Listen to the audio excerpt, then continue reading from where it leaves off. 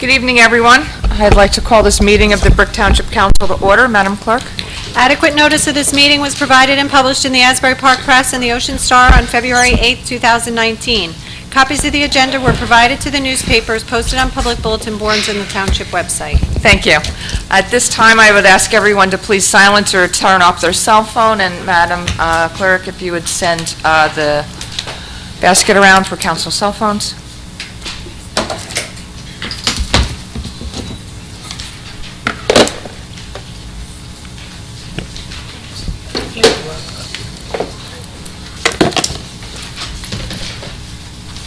Roll call, please. Councilman Fosman. Here. Councilwoman Pontorero. Here with phone deposited. Councilwoman DeYoung. Here. Councilman Mumolo. Here. Councilman Halloran. Here. Vice President Crate. Here. President Zapsik. Here. Thank you. Would everyone please stand for a salute to the flag and a moment of silence? I pledge allegiance to the flag of the United States of America and to the republic for which it stands, one nation, under God, indivisible, with liberty and justice for all.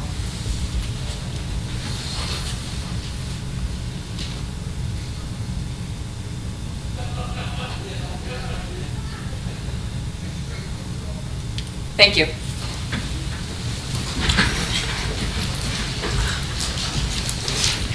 Madam Clerk, would you please accept and file the reports of the municipal officers? Yes, I will. Thank you. I have a motion and a second to approve the minutes of the August 13th meeting. Motion. Second. Motion by Councilman Mumolo, second by Councilman Halloran. Roll call, please. Councilman Fosman. Yes. Councilwoman Pontorero. Yes. Councilwoman DeYoung. Yes. Councilman Mumolo. Yes. Councilman Halloran. Yes. Vice President Crate. Yes. President Zapsik. Yes. Thank you. We're now on to the consent agenda. Madam Clerk. All matters listed under item consent agenda will be enacted by one motion in the form listed below. If discussion is desired on any item, this item will be removed from the consent agenda and will be considered separately. Thank you. Resolution 4-1. Recognize Childhood Cancer Awareness Month, September. Thank you. Councilwoman Pontorero? Thank you so much, Madam President. This resolution recognizes September as Childhood Cancer Awareness Month. The Township of Brick strongly supports Childhood Cancer Awareness Month as a way to spotlight the types of cancer that largely affect children and to help raise funds for research and family support and to remember the young lives that were taken too soon. Thank you. Thank you. Resolution 4-2. Authorize insertion of Chapter 159, 2019 Municipal Alliance Grant. Thank you. This resolution authorizes the insertion of a grant into the township budget in the amount of $39,523 from the Ocean County Health Department for the 2019 Municipal Alliance Grant. It funds the period from July 1st, 2019 to June 30th, 2020. It's the fifth and final year of our funding. We are the Alliance, BMAC is in the process of collecting data and assessing the needs of the community and writing the grant, which will start in 2021. Resolution 4-3. Authorize refund from Police Road Job Account. Thank you. Councilman Mumolo, please. Thank you. This resolution authorizes a refund from the Township's Police Road Job Trust Account in the amount of $315 to A.E. Stone Incorporated. Thank you. Resolution 4-4. Authorize to bid Dodge and Jeep repairs. Thank you. Councilman Halloran, please. Thank you, Council President. This resolution provides authorization to bid for Dodge and Jeep repairs. This bid will cover various repairs to township-owned Dodge and Jeep vehicles to be done on an as-needed basis. This will be a time and material contract. Some repairs included in this bid are time-consuming and/or require specialized equipment and training. The township currently has a valid contract for vehicle repair services, but Dodge and Jeep vehicles are not included. The township currently has over 40 Dodge and Jeep vehicles between police, code enforcement, building, public works, and recreation departments that are out of warranty. This contract will cover steering and front-end work, including alignments, cooling and air conditioning, including evacuation and charging of the system, engine, exhaust, and transmission diagnostic repairs, troubleshoot and repairs of electrical system, brake systems, and drive components. Preventative maintenance service is also included in this contract. Service is required to keep vehicles on the schedule for times when the mechanics may fall behind due to other priorities, such as times during snow plowing. Thank you. Thank you. Resolution 4-5. Authorize bid, purchase and delivery of one single axle dump truck. Thank you. Vice President Crate, please. Thank you. This resolution provides authorization to bid for the purchase and delivery of a single-axle dump truck as approved in the 2019 capital budget for the Department of Public Works. Thank you. Resolution 4-6. Authorization to bid, purchase and delivery of one insulated 43-foot working height bucket truck. Vice President Crate. Thank you. This resolution provides authorization to bid for the purchase and delivery of one insulated 43-foot working height bucket truck as approved in the 2019 capital for the Department of Public Works. Thank you. Resolution 4-7. Authorization to bid on-site environmentally safe truck wash services. Thank you. Mrs. Bergen. Thank you. This resolution authorizes the township to go out for bid for on-site environmental safe wash on township-owned vehicles and equipment by recapturing wash water runoff during the cleaning process and preventing it from contaminating soil and groundwater. The Department of Public Works does not have a closed system for the capture of wastewater when washing trucks and equipment, so we must contract out for this service. The township's New Jersey Discharge Elimination System stormwater permit mandates the capture of the wastewater runoff to prevent the contamination of soil and groundwater. The township spent $64,000 in the current 2-year contract, which expires in November, with Tri-State Commercial pressure washing from Browns Mills.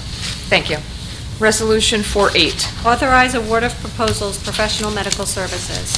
Thank you. Mrs. Bergen. Thank you. This resolution authorizes the award of proposal for professional medical services to a pool of professionals including Hackensack Meridian Occupational Health in Eatontown, Immediate Care Urgent Care Center in Brick, the Institute for Forensic Psychology in Oakland, and Raymond F. Hanbury, Ph.D. in Neptune.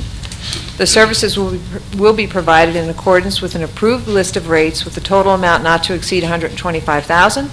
This will be a 1-year contract commencing on September 11th, 2019 and ending on September 10th, 2020. It will benefit the township to have a choice of providers to assist in timely scheduling of appointments and ensuring a high level of service across all categories and examinations. Thank you. Resolution 4-9. Authorize award of bid, purchase and delivery of liquid de-icing agent. Thank you. Councilman Halloran, please. Thank you, Council President. This resolution authorizes the award of bid for the purchase and delivery of liquid de-icing agent to Reed Systems Limited, Ellenville, New York, at a cost of $1.09 per gallon. This is a unit price bid with funds certified prior to each order with a total amount not to exceed $25,000 per year. This award is for 2 years commencing on September 27, 2019, and ending September 26, 2021.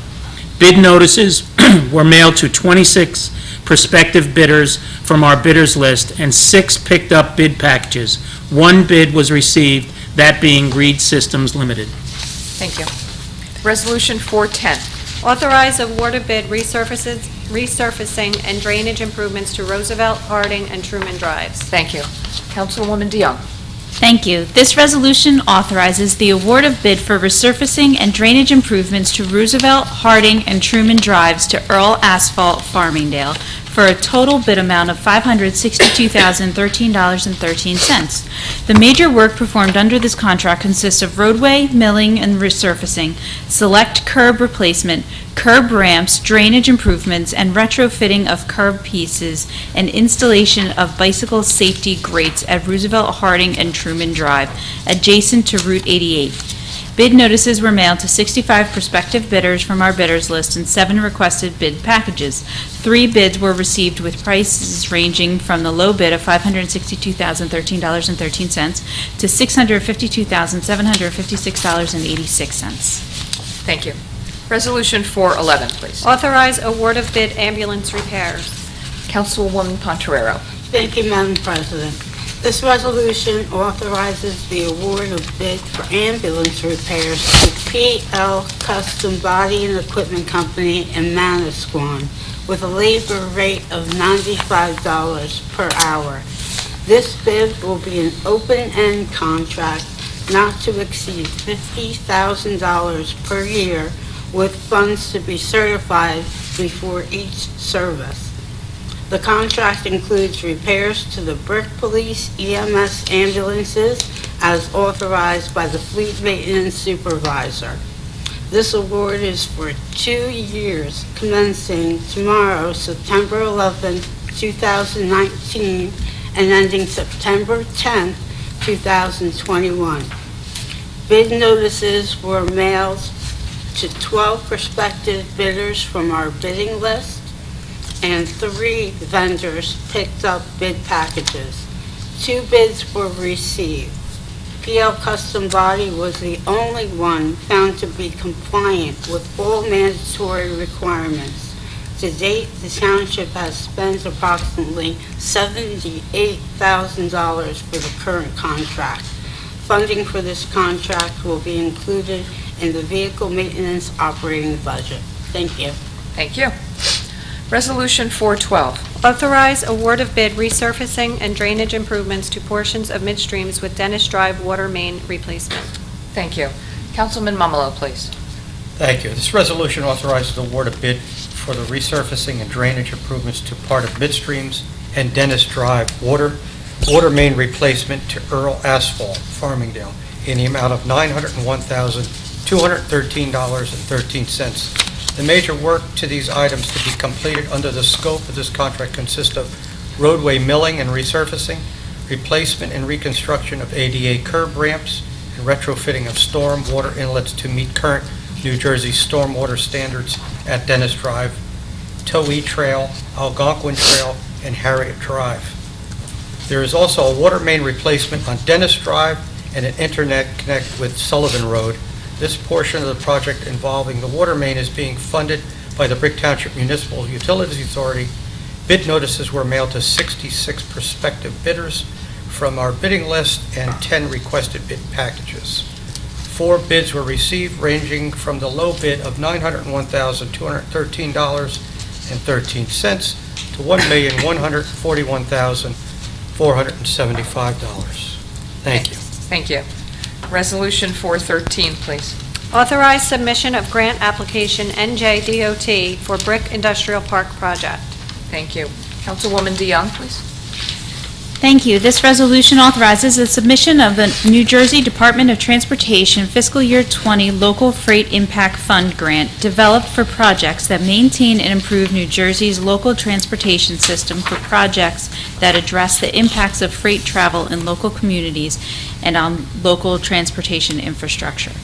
Truck safety and mobility is one eligible category in this grant, specifically looking for projects that improve large truck access, routing, and mobility along the municipal county roadway system. Based on the funding criteria, the township is applying for improvements to Industrial Way. Thank you. Resolution 414. Authorize approval to the proposed Ocean County Water Quality Management Plan amendment. Thank you. Councilman Mummolo. Thank you, Council President. The resolution confirms the township consent to the proposed amendment to the Ocean County Water Quality Management Plan as requested to extend the existing sewer service area to include the area in the rear of Town Hall, where we plan to construct a police department operations building. The new building will be connected to sewer service as opposed to a septic, and doing that required an amendment. The building will provide space for our ambulances and other emergency vehicles to keep them out of the elements. It will also house emergency dispatch area. Thank you. Resolution 415. Urge state to create new school funding formula. Thank you. Vice President Creighton. Thank you. This resolution requests Governor Phil Murphy to identify a new school funding formula to replace the formula currently being used to justify devastating cuts to Brick Township and school districts throughout the state. The current funding formula is clearly flawed and has not even been disclosed, which shields it from legitimate scrutiny. School districts like Brick Township, which have conducted themselves responsibly, are losing consequential funds, and a new formula can address these inequities. Thank you. Resolution 416. Authorize placement of tax liens for property cleanups. Thank you. This resolution authorizes the placement of tax liens at 444 Adamston Road in the amount of $227.87, 6 Cadiz Drive in the amount of $569.15, 51 Joseph Byrne Drive in the amount of $69.39, and 511 Albemarle Road in the amount of $236.36. I requested the reports from code enforcement. 3 of the properties are actually not owner-occupied. They're in the hands of property managers or out of state or out of county residents, and the 4th one is vacant as the owner is deceased. Resolution 417. Authorize special events permit San Gennaro event. Thank you. Councilwoman Pontoriero. Thank you, Madam President. It's coming to be that time of year. This resolution authorizing a special events permit for Trey Pizza to have the San Gennaro event on September 22nd at 1048 Cedar Bridge Avenue between the hours of noon and 8 p.m. Thank you. Thank you. Resolution 418. Authorize special events permit Brick Plaza Fall Festival event. Thank you. Councilman Halloran, please. Thank you, Council President. This resolution authorizes a special events permit for Federal Realty Investment Trust to conduct a fall festival event at Brick Plaza on October 19th between the hours of 12 p.m. and 2 p.m. A rain date has been set for October 20th. Thank you. Thank you. Resolution 419, bond releases and reductions. Madam Clerk. Yes, 419A is an inspection fund release for Robert K. Sherman on Princeton Avenue in the amount of $59.80. 419B is an inspection fund release for Sherman's Boat Basin on Princeton Avenue in the amount of $87.98. Thank you. Resolution 420, tax collector, Mrs. Bergen. Thank you. 20A, tax overpayments for 2019. There are 2. Block 1192.11, Lot 53, in the amount of $797.51, and Block 26, Lot 4, in the amount of $616.86. 20B is to issue a duplicate tax sale certificate at Block 97, Lot 108. Thank you. Resolution 421. Opposed Senate Bill S-2425, Assembly Bill A-3851. Thank you. Councilman Mumolo. Thank you, Madam President. The proposed legislation would create a new state agency which would provide unnecessary oversight on community associations. Our local association boards are more capable of managing and dealing with local issues rather than a state agency. Thank you. Thank you. And that concludes the consent agenda. May I have a motion and a second? Motion. Second. Motion by Councilman Mumolo, second by Councilman Halloran. I'm open to council for questions or comments on the resolution. I have some questions. Yes, Councilman Bosman. On 4-7, Safe Truck Wash Services, I'd just like to say on like April 15th, 2015, in a Public Works Committee meeting, when I was chair of that meeting, I brought up the fact that I discovered that the truck wash company was not recovering the wastewater properly. So when they went back there to DPW, they didn't put nothing down to collect the water. All that stuff was going on the ground and just being washed away. The oil, the grime, the grease, and was being washed into the ground. We had, under 2-year contracts, they were to recycle and dispose of the waste. In the fall of 2017, I conducted a study on the cost of that contract versus the cost of Lakewood Truck Wash Services in place after DPW. It would have been cost-effective had we shared that service. After going over all the numbers with Lakewood, Brick Administration informed me that Lakewood changed their mind. On this resolution, Joanne, it states that it's $64,000 for 2 years of truck wash. Okay. Is that accurate? That's the information that we got on the expenditure from purchasing. Do I need to double-check that? Well, how often are the trucks washed? On Saturdays. I thought it was Fridays. Saturdays. They changed it? It's been Saturdays for as long as I can recall because we need the trucks to be available. They're out on the roads on Fridays. because I was down there on Friday when they were washing the trucks. That's why I'm saying I thought that that. was a Saturday. No. This is back in 2015 when that occurred. The work order, for 11/24/17, it lists 20 trucks having been washed at a cost of $1,350. One of the invoices that we have in 2017. Okay. So if that's a weekly rate, that would come out to $67,860 for the year. So they're washed every Saturday, is that what we're saying? That's why I'm questioning that, because $64,000 for 2 years, when figuring it out, how much they're washing 20 trucks, we have a lot of garbage trucks they're washing, and this doesn't jive. That's only $32,000, it's like they're missing it. Are they doing it every other week? Well, we did miss, there was a period in time where it wasn't consistent with the schedule. We contacted the vendor, we raised our concerns, several of which you have already mentioned, with the capturing of the water.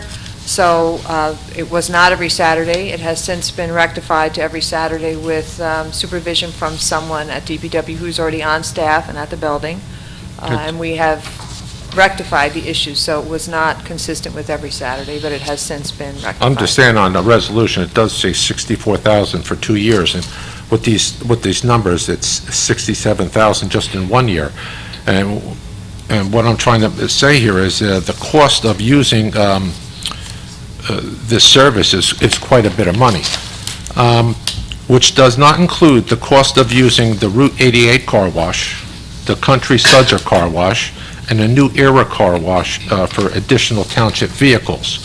This is a big cost. Just to refresh everyone's memory, I did request to include in the capital budget for this year a truck wash installed at Public Works, so I had proposed this rather than purchasing a $280,000 sanitation truck, because since 2012, we've been buying a lot of vehicles and built up the DPW. We bought dump trucks, we bought quite a few vehicles, and this was a good year to do this project. And there was 200,000 dump trucks, so we had about $480,000 to $500,000 that we could have put this in. And it could have been modified to do the police cars also, these types of truck washes. We have technology today, this could be done. In the long run, the installation of the truck wash could have been more cost-effective and beneficial, including extending the life of the vehicles, which everybody knows in the wintertime, that rock salt gets on there, it rots those vehicles, so that they can run a truck right through a truck wash in 4 minutes. Because I went to Lakewood and I viewed how they wash their trucks there, and driving the truck through, it takes 4 minutes. So it really would save our vehicles.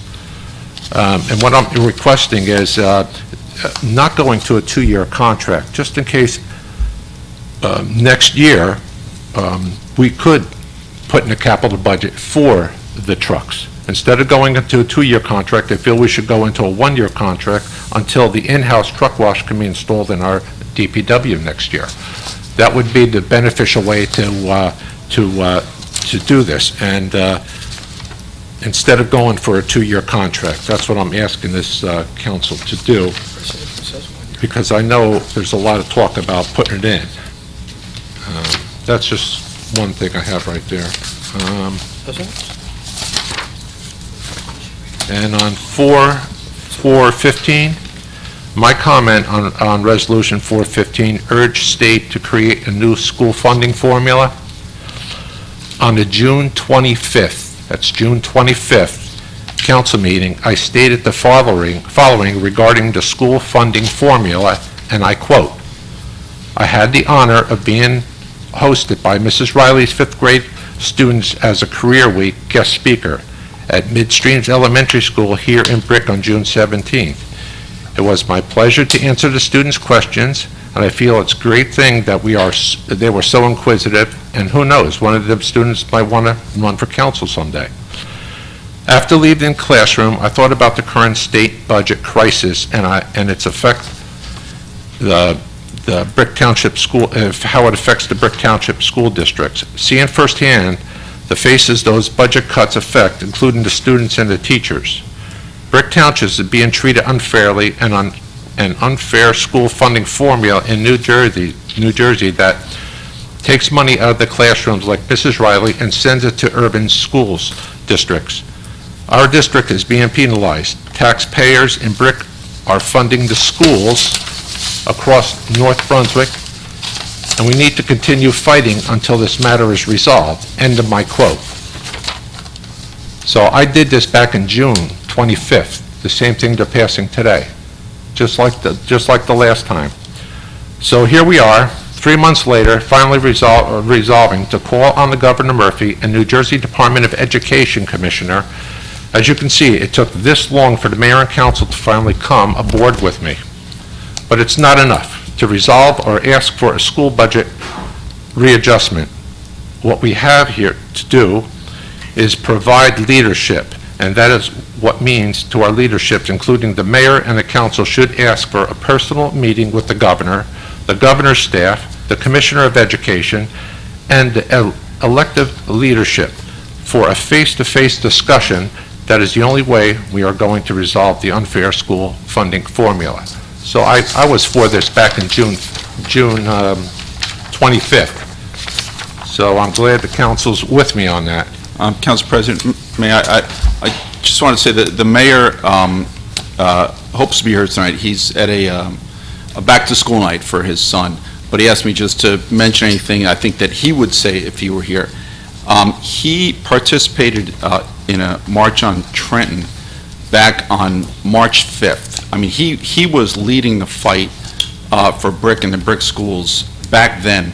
And he has no qualms about telling Governor Murphy directly. Senator Sweeney, I know he has met already with the Commissioner of Education to bring his serious concerns about the problem this is causing to Brick schools and all the Brick students here. It is a significant and substantial concern, and I know that he asked the council to follow his lead by adopting this resolution, not so much because what he is saying isn't enough, but really to show Trenton that this is unacceptable, both to the mayor and the council. So I just wanted to be clear on where this resolution was coming from and what Mayor Ducey has done to lead the fight on this.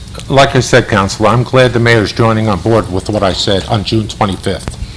I believe Well, March Mr. 5th Starkey comes said he first, was but- there in Trenton on March 5th. 2 months Resolution before June. 421, opposing Senate Bill S-2425/Assembly Bill A3851. Once again, they have plagiarized my standing resolution opposing Assembly Bill A3851. It's apparent to me, and it should be apparent to the public, that the mayor and council do not have original thought of their own, since they are now proposing their own resolution in the name of this mayor. It's obvious to me that this is a blatant attempt of electioneering. I will vote yes on what I consider my resolution idea because it's the right thing to do.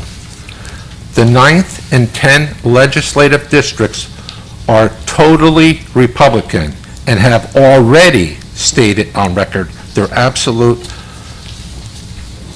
opposition of this bill. So they already did it. These legislatures already did it.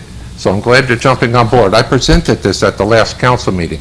I gave it to the mayor, I gave it to the township attorney, I gave it to the council president, and I gave it to the chair of my committee. Because the mayor says I wasn't doing it right, so I did it right, and he put it in his own name. He took my resolution and put it in his name. Council. Let him finish. Councilman Mumla. Question, the resolution that the councilman brought up was at the last meeting that tried to get jammed down our throats before it went to a committee. And the reason why it went to a committee is because the resolution had so many blatant lies and scare tactics, talk about politicking. That was total BS that was done in that. That's why it was changed. Did you read it, Councilman Mamalo, you are absolutely wrong. Did you read it? You do not know what you're talking about, Councilman Mamalo sir. has the floor. I have the floor, thank you. Did you read it, Councilman? I have it Or did right here. just Would you read like me what's to up- read it? I Not your sent it to resolution. everybody, got it. Not your resolution. Council President did. Again, I'm speaking. Did you? Kevin. You didn't read the, you It's didn't right read here. the bills. Well, then you didn't understand them. You didn't Or understand whoever it, didn't Councilman understand them. Mumolo. No, we had attorneys. Sorry, you're look at wrong. it. You're wrong, We had Councilman legal Mumolo. advice put on it. Mr. Starkey, you Yes, have the if I floor. may, thank you. After the last meeting, the mayor asked me to take a look at this bill, and he was surprised at some of the statements Councilman Fosman made. One of the statements was that the bill would allow underage people to buy homes in 55 and older communities, which was concerning to him. It No, surprised me. I got it right here. I got what I can read it out loud again if you'd like. No. Councilman Fosman, I'm going to give you a quote. This is from you at the last meeting. If this bill is passed, it will allow special interest groups to control and to allow underage people to buy homes in 55 and older communities. That is It could. absolutely false. No, It sir, could. it is not. I have the bill. Because it'd be government controlled. Speak. Sir, there are two reasons why that's completely wrong. The first is, it's not in the bill. It doesn't say that in this bill. That's the first reason that's wrong. It does not allow people under 55 to move into these communities. The second reason it's wrong is that is not a state law. The state law doesn't say 55 and older. Federal law requires 55 and older. That is across the entire country. Our state legislature couldn't change that rule if it wanted to. I'll read the resolution I sent you. No, I'll read it right here. I'll read the I'll resolution. tell you the concerns the mayor brought to me based on your comments. So the mayor had me look at it, and you also mentioned that this is, that Republican legislators are against this. The mayor said to me, this is not a Democratic or Republican issue. This is about what is best for the seniors in our community. And he is standing up, doing it, in my opinion, the right way. I got it right here. Reading the bill directly. I'm going to read the resolution, Councilman. I'm going to read the resolution. And recommending It's a still my resolu- comments. Okay, just, I'll let you finish it. All right, Bill. let me finish. All right, finish. I'll read the resolution. And he asked the council to adopt a resolution that he believes, and I believe, is accurate and fair, and fairly represents what is in the bill, and why it should not be adopted, and it shouldn't be. But it's based on a fair reading of it, not what are really scare tactics that I think are completely unnecessary. Thank you. Here's the resolution, right here, from September 2019. This is the resolution that I proposed to the township. The legislature has proposed Bill A3851, which changes the statutes affecting common interest communities, such as age-restricted communities and condo associations. And these proposed changes affect the taxation of common property, a capability of local ordinances, eminent domain, and other statutes. And a review of this bill raises concerns as it can lead to state interference in common interest communities, which proceeded gaps in bylaws arise. And the Township Council believe that the measures proposed in this bill can be far-reaching and will not benefit common interest communities who can determine themselves what type of governance, practices, etc., suit their individual needs and have similar managed with existing statutes as they relate to their communities. That's what I proposed. Mr. Starkey, I don't think Mr. Fosman heard what you said about the federal regulations of this. Can you repeat that? Yeah, the federal law is what governs the age restrictions in these communities. Federal law allows only 55 and older communities. Doesn't allow 52 and older or 45 and older. Only one type of age-restricted community is allowed, and it's 55 and over, and that is across the country. And that's established by federal law. So when Councilman Fosman says that this state bill would allow people under the age of 55 to live in these communities, it's just false. It cannot happen. It has to happen by the federal government, and it's not going to happen. So his statement that that was going to happen is in the bill. It can't be. It's not It legal. could happen. It cannot happen, sir. Sorry. It cannot happen. Thank you, Mr. Starkey. Madam And- President, can I Yes, Councilman Fosman. add to that? Councilman Mumlo. I add to that, too. As far as the common areas and all the associations, they are taxed. It's a lot and block. They're taxed. So there are taxes being paid on those properties, whether they're clubhouse, ball field, or whatever. It's a reduced price, but they're being taxed, just to make that clear as well, at the present time. Councilman Heller. Just to clarify something, the age restriction, age is not covered by the Fair Housing Act. However, in 1995, it was the Housing for Older Persons Act was instituted, and that covers and explains the the allowance of age restriction within certain communities, which 55 and older, or 62 and older if it's 100% occupied with 62 and older. Thank you. Anyone else from council on the resolutions? Seeing none, close council. Open to public for questions or comments on the resolutions. Yes, sir.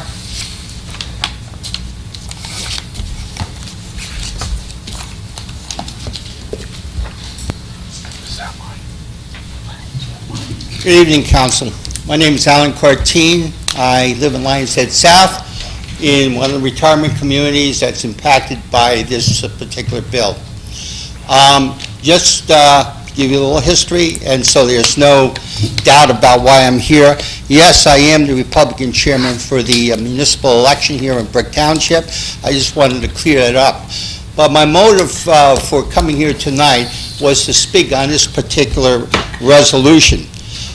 Being a resident of Lions Head South, during the summer, you can understand when you're sitting by the pool and there are a lot of people coming over to you with this wild rumor that there's a bill that's going to be passed that's going to allow residents to sell their homes to anybody under age 25 was prevalent.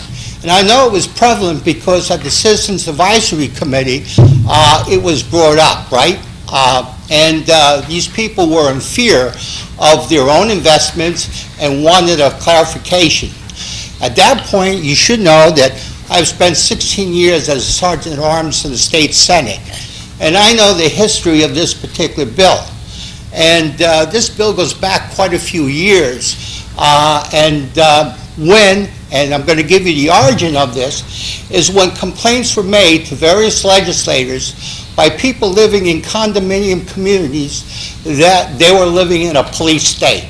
In other words, these people didn't have any recourse. They were not participants or allowed to participate in their communities. So a few of the legislators thought about this over the years, and finally a bill was introduced in 2018. In June of this year, it was passed by the state Senate. Now that's been neglected because you have a resolution here that talks about Senate Bill 2425. It passed the Senate 35-2. It was a bipartisan vote, and the two senators that voted against the bill happened to be Ocean County senators, Senator Connors and Senator Holzapfel. Now, in a few days or a week or so, the Assembly version of the bill, which is 3851, is about to be heard in the State Assembly.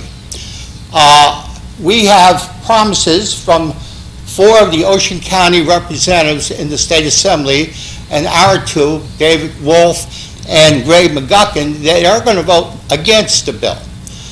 Now, it's one thing to have a resolution. It's another thing to act on it. And while I commend Councilman Fosman for presenting this particular bill, I also commend the council for understanding the fact that this is a bill which is detrimental to the retirement communities, all 11 retirement communities in Brick Township. And so I congratulate you on that bill. What you got to do more than present a resolution. You're going to have to make phone calls. You're going to have to talk to legislators on both sides of the aisle in the Assembly in the next 2 weeks to make sure that this bill doesn't have a chance to pass. It's hard work, I know, but it's more, you have to do more than just write a resolution and send it off. There are people here that I'm looking at, and I know you know how the legislature works, and you know what to do. Whether it's school allocation, school budget allocation, Anything that the legislature or the governor passes down and forces our community to eat and accept. We have to do more than resolution. I know I'm repeating myself, but you've got to act. Each individual sitting up here has to call a legislator in New Jersey, in all 40 districts, because we have 4 votes out of 80. That means we need 37 votes to oppose this legislation. You got to find those 37 votes. And you have to protect the retirement communities in Brick Township. All of them are well-run, and all the people that live in those communities are happy and satisfied. Maybe I shouldn't say all, but most are satisfied with the governing body of their communities. You know, it's almost a joke to say that some state agency is better suited to run our local communities when the state can't run the state properly. So, again, I ask you to do more than that resolution. Thank you, guys. Thank you. Madam President, may I be heard? Councilwoman Pontreral. Mr. Carteen makes several good points. This bill has a very long history. In fact, I can remember President Zapsig and I discussing this bill in its baby stage when there was a task force that was issued. And Ms. Cole actually spoke at one of the task force meetings because I watched her on the internet speak about it. So I've been following, and I know Ms. Zapsik has as well, the creation of this bill. And what it's turned into, like Mr. Carteen said, is it's created a lot of false fears and rumors of what could happen. And it struck fear in a lot of residents, making it really important that before anyone takes a position as to a bill, that you read it and read every word so that you can educate not only yourself but others about what this bill really is going to do and is allowed to do pursuant to federal law and pursuant to state law. Given the differences between the two, it's important to understand. So I agree with Mr. Carteen that this bill needs to be opposed, but the calls to those on both sides of the aisle have been made years ago when this bill was in formulation, talking about where is this going and why can't these community organizations continue to do what they've been doing without the state's interference. So I appreciate the comments and have taken things into consideration, but the journey against this bill started a long time ago, and anyone who was interested in it knows the tortured history and the politicking on both sides that led to the creation of what I believe would be a disastrous bill. Council President, I just want to let everybody know I did email Troy Singleton. I did send him an email out, tell him I oppose the bill. Just want everybody to know that. I already did that. Mr. Foster.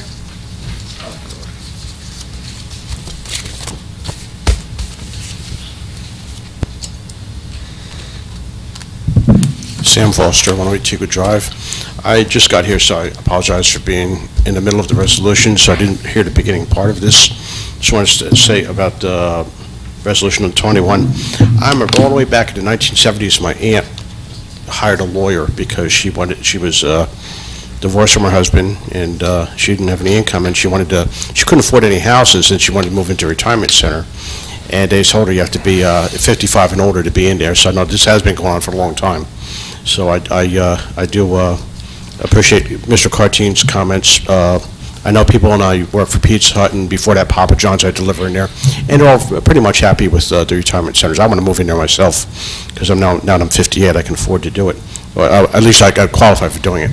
but I just wanted to make one comment, and if this isn't appropriate for this time, you can tell me, save for public comments. But just one thing, like I said, I came in here at the last minute, but I just want to make a comment about what Councilman Mumlo said about, there's a little back and forth about, he said something about to Councilman Fosden about what he was doing was lies and politicking, or something, what, I was writing notes, and like I said, I came at the last minute, so I apologize if I got it incorrect or not, but I just want to say, I'd appreciate it, and I'm just saying this from my standpoint, but I know a lot of people, other people feel the same way.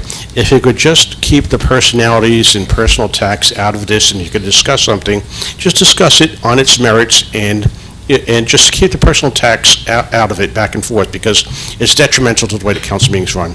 And then it tends to also incite people into, being, we don't want to see that happen. We don't want the council meetings to degenerate into name calling and back and forth. Focus on the issue, pros and cons, and leave it at that. And anything like personal attacks like that, or seeing, because there's plenty of politicking and lies going back and forth with both parties. And I'm going to talk during public comments about something I heard last council meeting during council comments about this subject. But I hope that everybody would keep that in mind. Just, if you're going to talk about anything in town, just keep it professional. Because, again, I said this before, our elected officials are not just council members and mayors, you're also setting a standard, you're setting an example for other people on how to behave. That's why when we have not had problems in the past with other council presidents who sat up there, like Brian DeLuca, I'm going back to Republicans, and when we had Democrats also, and they set a proper example, and they let it be known that they were not going to tolerate any nonsense going on during the council meeting, so we didn't have things like people being heckled, like what happened last year. We didn't have any problem with people being assaulted and things like that. So it's important for you people to understand that when you're up there, you're not just speaking as council members, but you have to understand you're setting an example for people, and the way, not feedback, but what, I'm trying to think of the word escapes me at the moment, but it's when you do something to impress, your conduct impresses or brings out something in someone else. I forgot the word, but I think you understand what I mean. And I hope that everybody just keep it professional and just try to stop with the personal attacks against each other. Thank you. Thank you. Uh, Yes, Ms. Jones?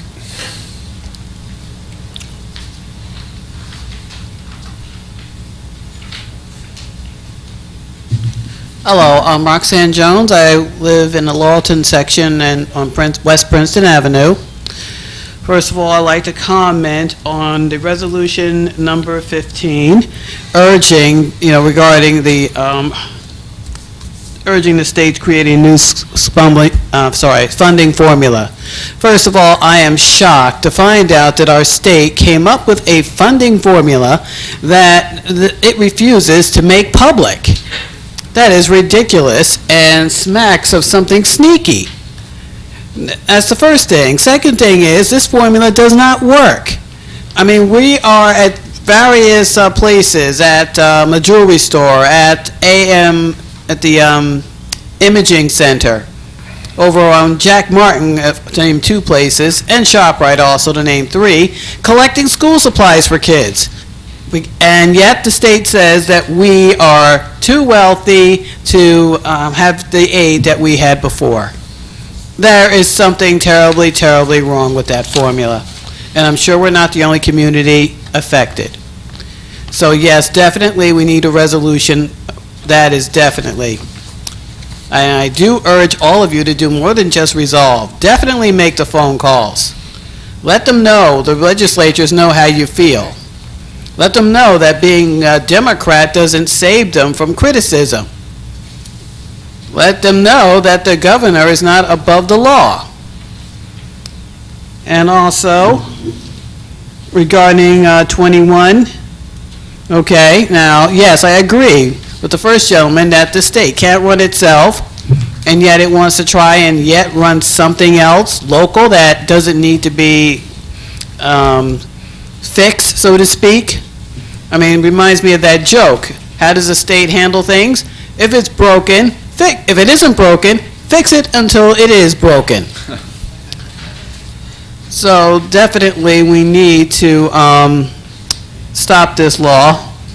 And as far as it was mentioned that federal law states that nobody under the age of 55 can move into a retirement home.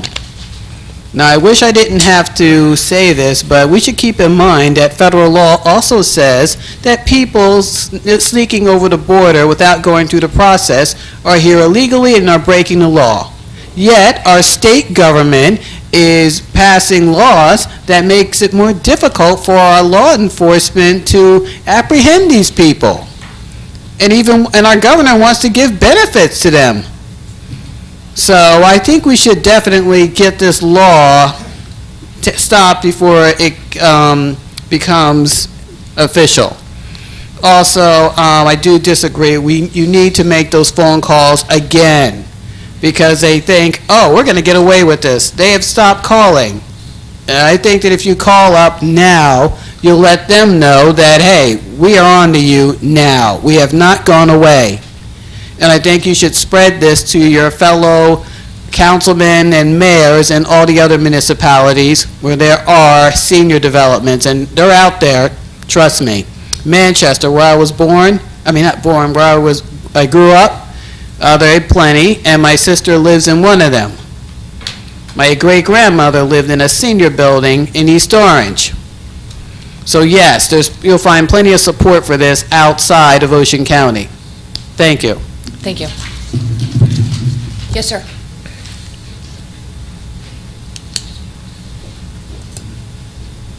Hi, good evening.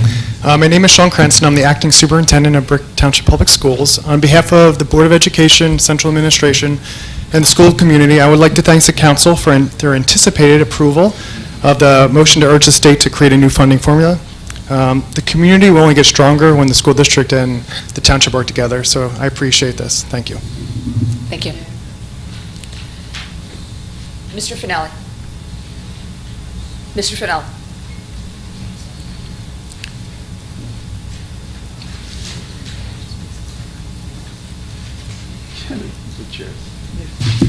Vic Finelli, Meadow Point Drive. Item number 6, can somebody tell me what we're going to do with a 43-foot bucket truck? Our electrician is going to use that? Our electrician is going to use that? For what? Decorating the Christmas tree? No, servicing several lighting components that we service at Drum Point and other locations. Oh, so our in-house Yes. electrician? Correct. Okay, thank you. You're welcome. How often do we use it? Quite often.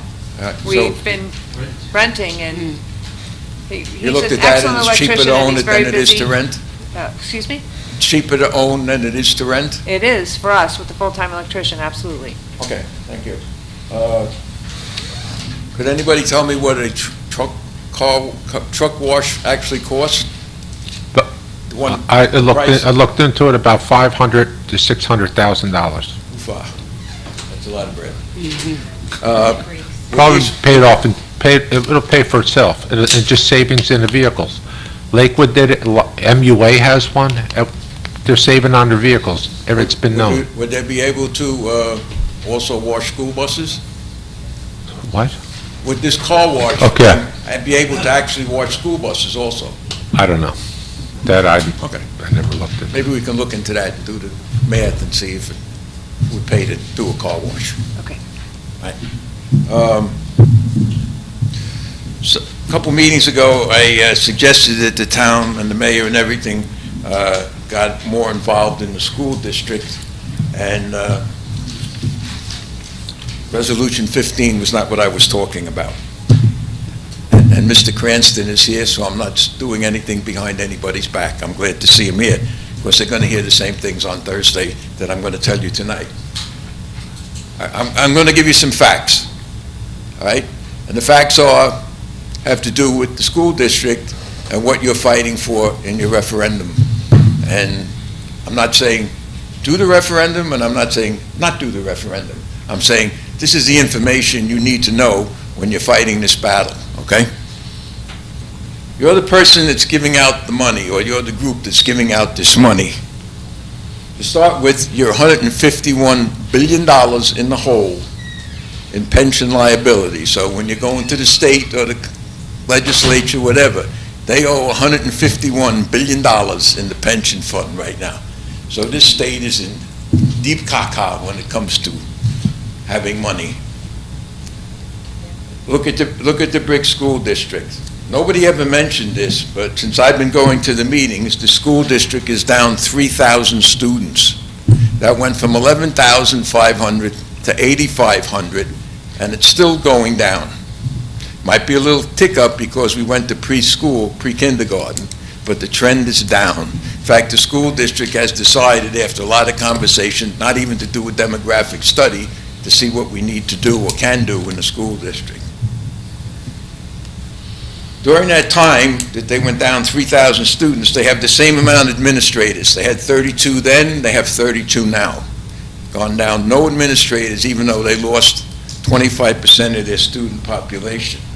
That group of administrators last year, just last year alone, their salary increase, and I'm not saying they got a contract where they got this money, but if you look at the average salary, and that report just came out 2 weeks ago, the average salary of the administrators in Brick in 1 year went up 5.9%.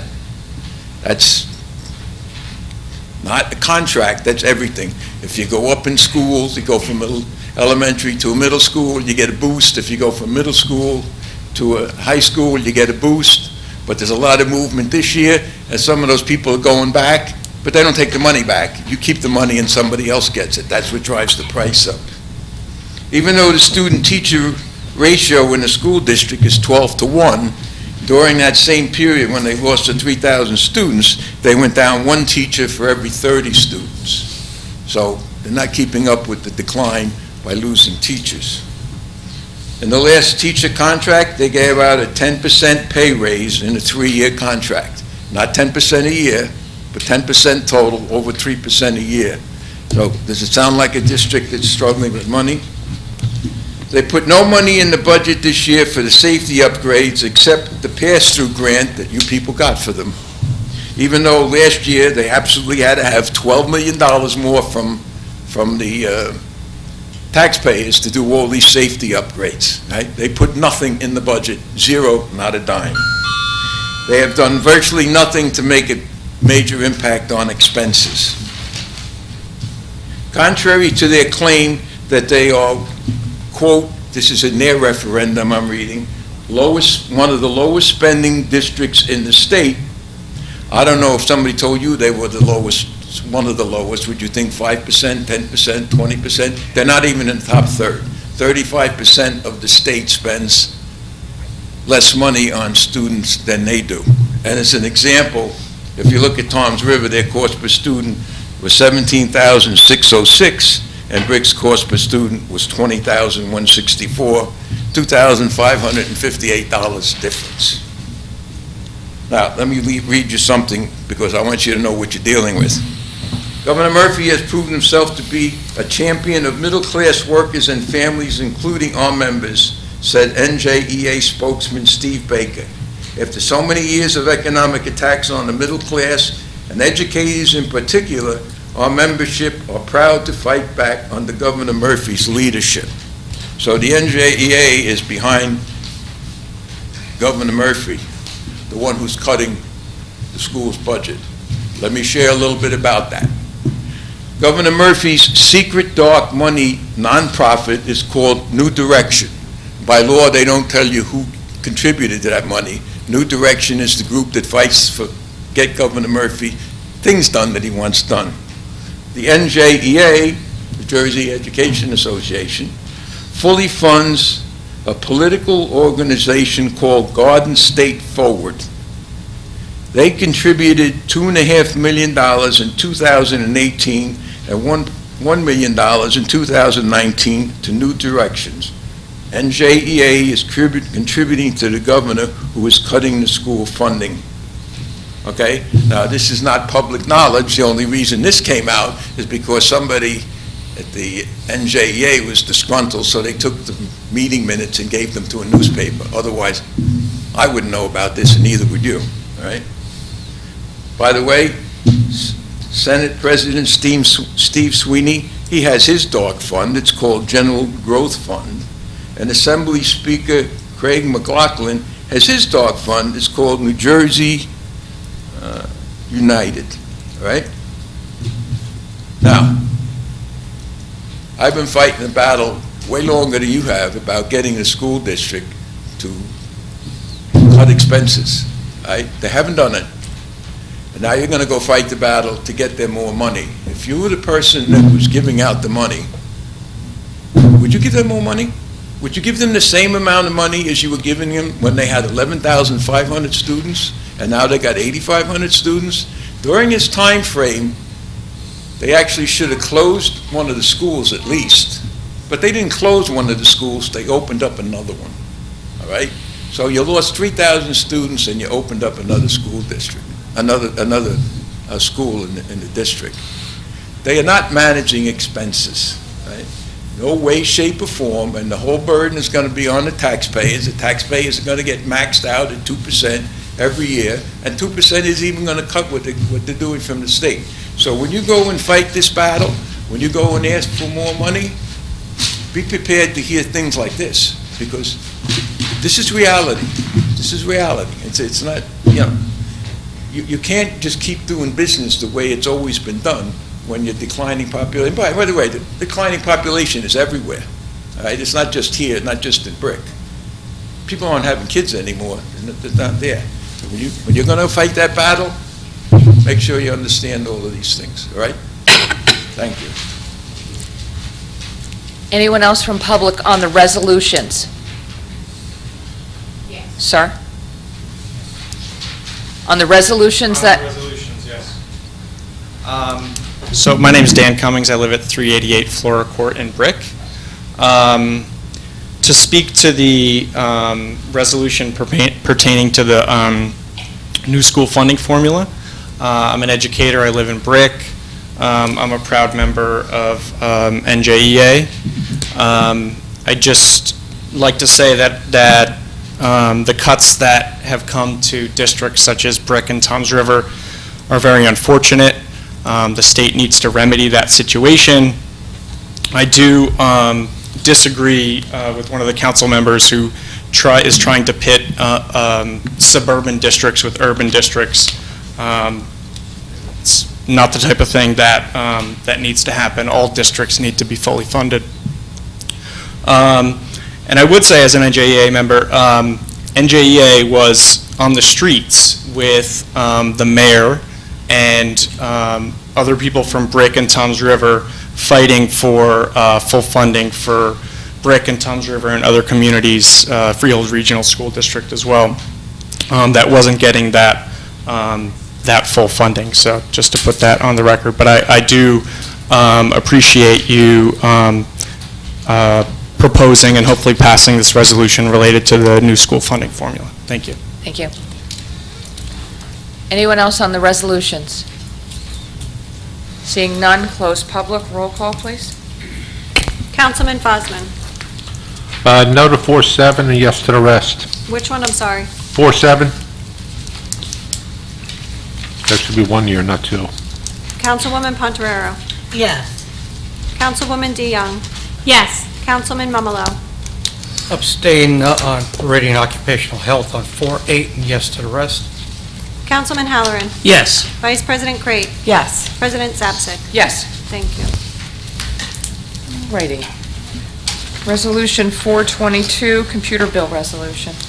Be it resolved by the Township Council of the Township of Brick that the following bills be paid and that the mayor and clerk be and are hereby authorized to draw orders on the treasurer for the amounts of the same.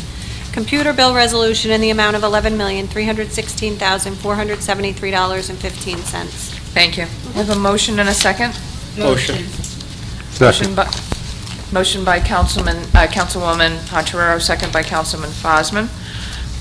Open to council for questions on the bill resolution. I have a question. Page 30, there's $5,000 for a spruce tree. Is that replacing the tree in the front? Yes, it is.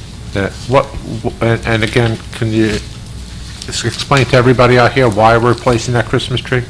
The Business and Finance Committee and the council members, in approving the 2019 capital budget, opted to replace the Christmas tree, the holiday tree out front, with a 20-foot Norway spruce tree, which will be planted and delivered at the most appropriate season. What was wrong with the other tree? Have you seen No it? one liked it, so we're going to take that and put a new tree in for $5,000. It's a Charlie Brown Have you seen tree. it? All right. Charlie Brown Christmas tree.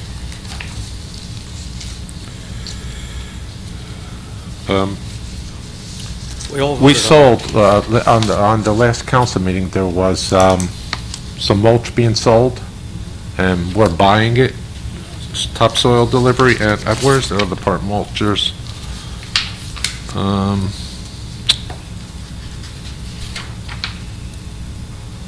Page 30, 31.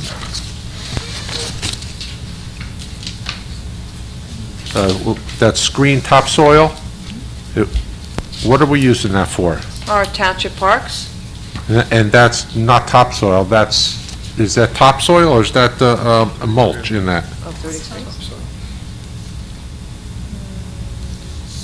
That's just topsoil? Did you say page 33? 30 and 31. 31. Okay. topsoil. Screen topsoil. On page 40, are we still in, Kevin, are we still in litigation with, well, let me get the page here.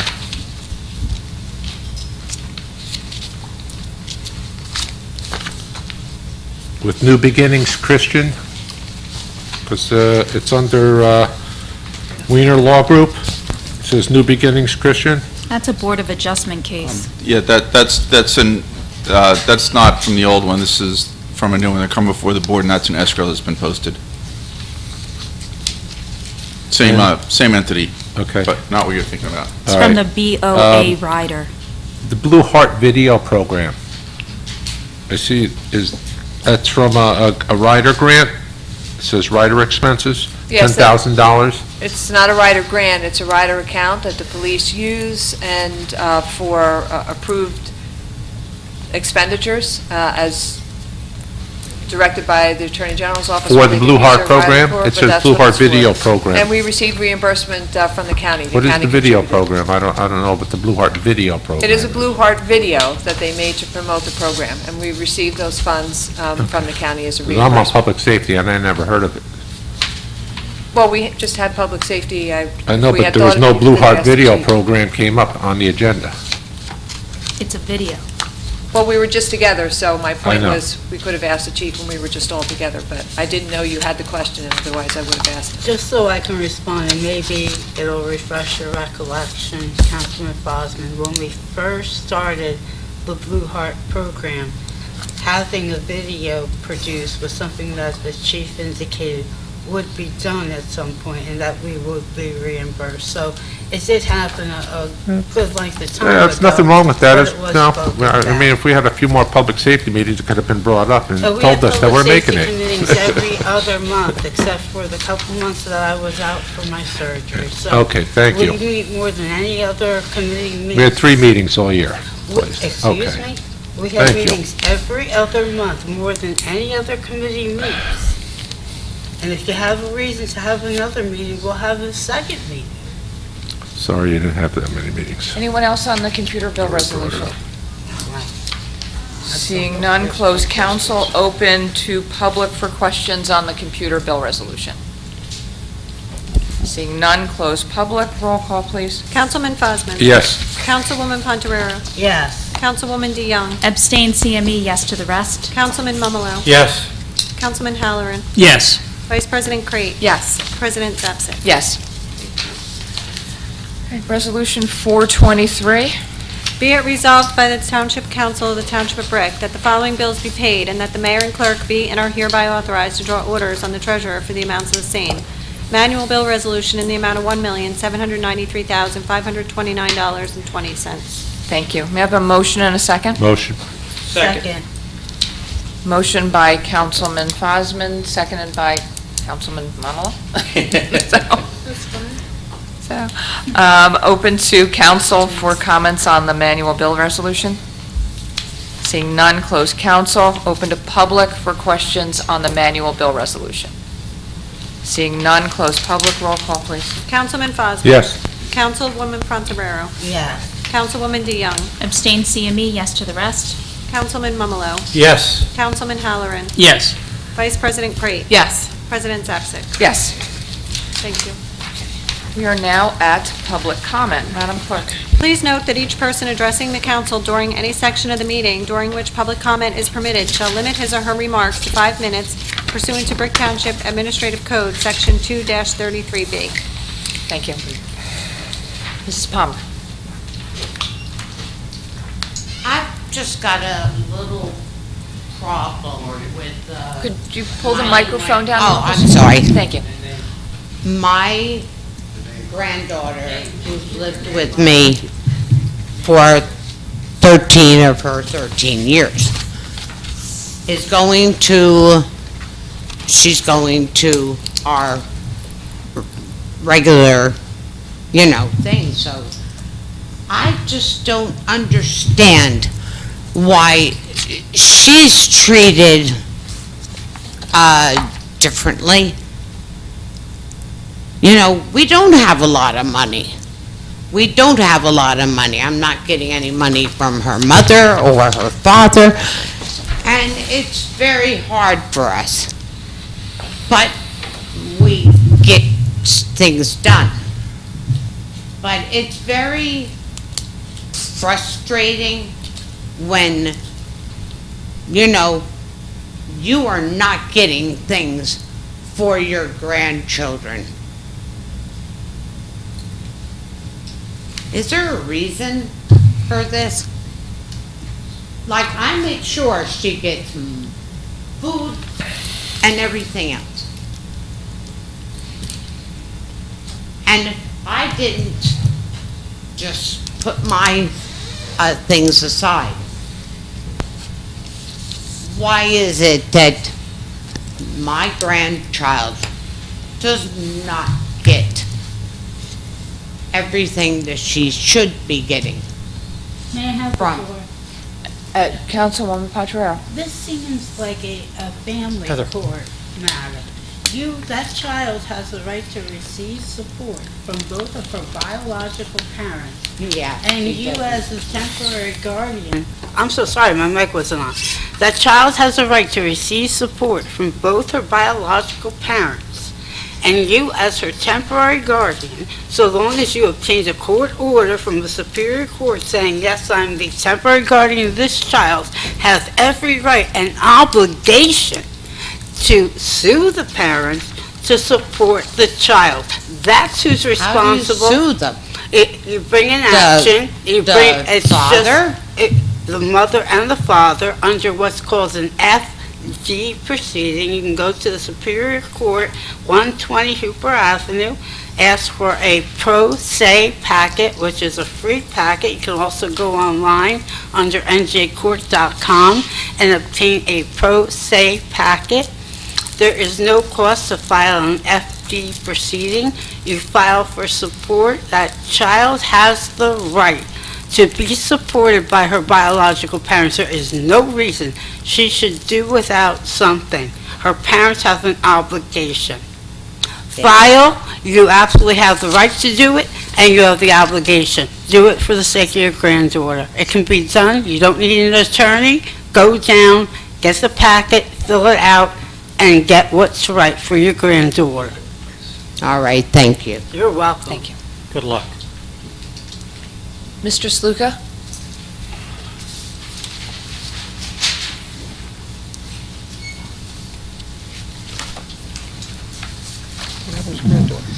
I'm going to read my letter dated September 5th, but obviously, some of us, even on back to school nights, find ways to get here.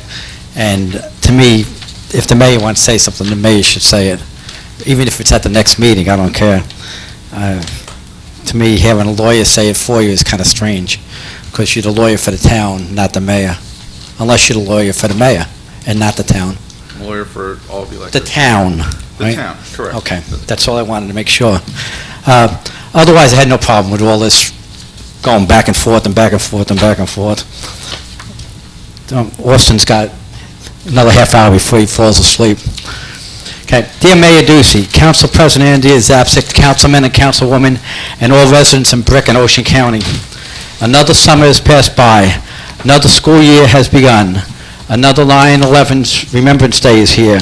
Another hurricane impacting the shore area reached in September, 7 years after Sandy has its impact. Another anniversary of the beginning of the destruction of the environment upon the surrounding of the Garden State Parkway is here. You can't do much about Mother Nature's impact on the residents. You can't do much about those terrorists or just plain nutcases impacting our lives of dozens of citizens, but you can at least make an attempt to stand with the residents of the township and the county. You can do what you can legally to force New Jersey Turnpike commissioners to do the right thing and mitigate some of the ill effects that are brought about by the destruction of the environment near and on the Garden State Parkway. Let me continue to plead to the council, the mayor, the administration, the other representatives to support all the citizens' health and well-being instead of quietly supporting the bureaucracy that is ingrained in the government locally, statewide, and nationally.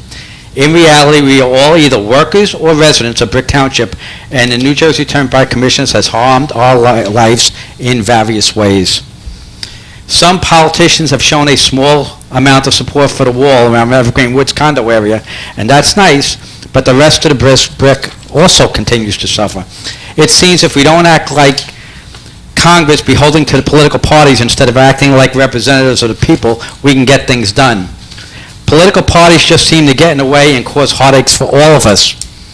I don't care, and I bet 90% of all our residents don't care if you call yourself Democrat, Republican, Conservative, Liberal, Libertarian, Socialist, or some other garbage.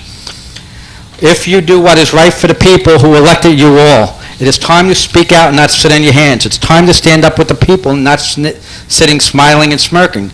It's time to act as real representatives and help the children avoid asthma. It is time to act with real representatives and help the pregnant mom not have an autistic child. It's time to act as real representatives and help the workers and residents of Brick not develop COPD. It's time to act as real representatives and help the seniors of Brick not succumb to heart and lung illnesses and obviously those premature deaths. Some taxpayer-paid employees would rather not face the truth that the toxins flowing off major highways, including the Garden State Parkway, are harming the health of everyone. Studies, articles, and reports detailing the problems associated with high-traffic areas are part of our public record.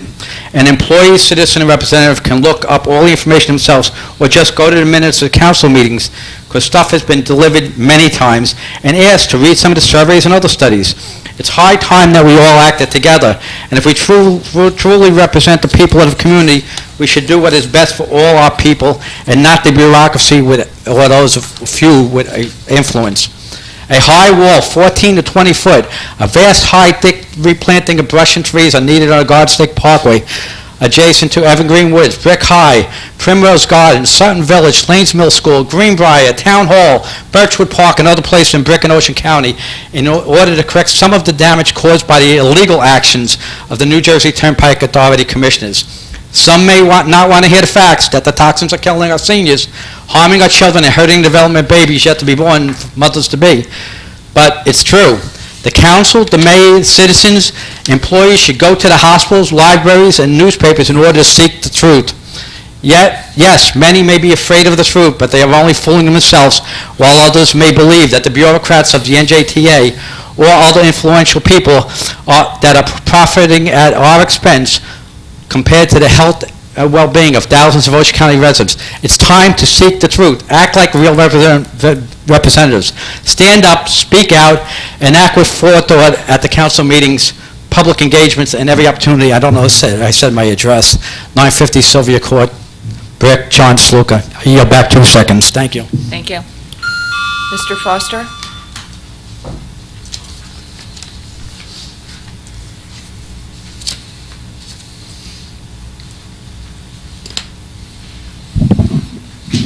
Sam Foster, 108 Chico Drive. I have a comment about the bill resolution, item number 22. I didn't bring this up at that time because it's kind of like a general thing. It ties into other things, so I didn't think it would be appropriate just for that, but I thought it would be more appropriate for public comments. And that is, Councilman Fosman asked a question about why the tree is being replaced, and from what I heard, John Bergen, you can correct me if I'm wrong, but there's nothing wrong with the old tree? It's not diseased or anything? There's nothing wrong with it? I don't believe it's diseased. No, there's nothing wrong with it, and then why are we, this wasn't followed up on, but it's an important point to me, because it's only $5,000, am I correct? It's $5,000, that's how much it's the cost to get the new one? I believe so. Let me check the BR. I think it was 5,000, but Okay, that sounds it's, right. the point I'm trying to make is, why would you want to, if there's nothing wrong with it, why spend $5,000 of taxpayer money to get a new tree? I mean, there's just nothing wrong with the old one. It just doesn't make any sense. It's just like, I remember, I'm not trying to be political here, but I remember when I helped with Councilman Fosman and Mayor Ducey's campaign when they first ran for the council, and they ran on the platform of eliminating waste and mismanagement. This seems very wasteful to me, to replace a tree there's nothing wrong with it, even though it's only $5,000. It's just, I just wanted to, if I could get some elaboration about why it's being done. Because, if there's no reason, if there's nothing wrong with it, just leave it alone and spend that money on something else more important, or, I don't know how many bulletproof vests they'll get for the police department, for example. I don't know how much they cost, but, God forbid, not spend the money. God forbid the politicians not spend our money. But, it just makes no sense. It just seems wasteful to me. And I just wanted to try and get some elaboration from someone about why it's being replaced. Yeah, does anybody have any, it's not diseased, it's not interfering with any power lines or anything, is it? Or Was not, I think that's the council's direction that they provided as part of the capital budget, that they wanted the tree replaced. So it's the council's decision? It was the council's decision? Yes. Okay. Business and Finance decided, Joanne said before. Well, We voted on it. To clarify what I said is the capital budget was brought to several committees. It was brought to Public Works as they talked about the DPW equipment. It was brought to Recreation as they talked about recreation projects. It was brought to Business and Finance. It was brought to Public Safety to talk about police requests. So. Okay, so it was the council's decision to replace it. Well, You know what happened? Here's what happened. Somebody trimmed the tree, and they trimmed it up higher than normal. So some people don't like the way the lights go on the tree now. So it's a cosmetic thing. I mean, this is what, like I said, I'm not trying to be political, but, Jim, you remember, I was... That's what it is. I remember, I was out campaigning with you when you ran for office, and Mayor Ducey, I was there, I handed out the flyers for you, and it was right there. Somebody trimmed the tree too high, and now they don't like the way the lights fall on. And it's like, eliminate waste mismanagement, and I know in the past, and I'm going to elaborate, I'm going to connect this to something else I said in the past, which got both Chief Berquist and Chief Riccio mad at me, but I'll say it again, and that is that when the police submitted their budget, are there things there that I felt that the police department had that either we should not have, or we should not, because it's unused, or because it's redundant, like, for example, Brick Police has a SWAT team. We have, so our tax money is being paying for two SWAT teams. One with the Ocean County Sheriff's Department, which is nationally accredited, and they participate in international events, but the Brick Police don't. And the weapons that the police have, like a sniper rifle, grenade launchers to launch, to me, it just seems, we've had tax increase after tax increase in town, and even though we're not talking about a lot of money, it's $5,000 for a tree. I don't know how much the grenade launcher, sniper rifle go for, and how much the SWAT team costs to keep an act. I know Councilman Pontiero or Councilman Fosman, you're on the law and order or public safety, whatever the committee is, so you probably know. But point is that you should start, with the budget, it's important to start with the small things, because spending responsibly with them will get you into practice to be responsible with the general budget. I don't know what our budget is. What is it, about 80 million, 70 million, something like that, the township budget? The last budget? Anybody know what the last budget was? No? Okay. Well, I'm just saying, there's nothing wrong with the tree, but you're replacing it at a cost of $5,000. It's not the monetary amount, it's the message that you send. I mean, why spend money on something that is not needed to be done? And that's what the point I had, and I tied it into what other, things in town. And so I just would like some, maybe at a future council meeting, to justify it, because it's cosmetic. I don't care if the lights hang, irregularly on the tree or not. It just seems very wasteful to me. And, from a taxpayer, we're all tired of our taxes going up. We've had tax increases for like 4 or 5 years in a row now, and you start with the little things, and it'll help you with the bigger things, that's all. Anyone else? Yes, May I sir. say something real quick? Sorry. Count.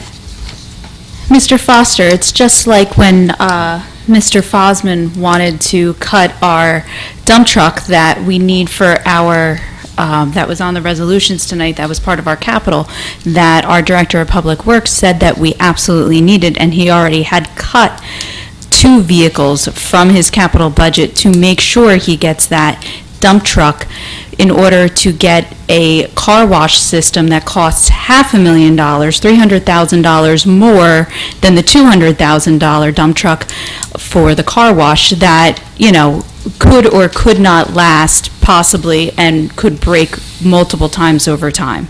Hey, Thank trucks you. can break down too. This gentleman is waiting, so I,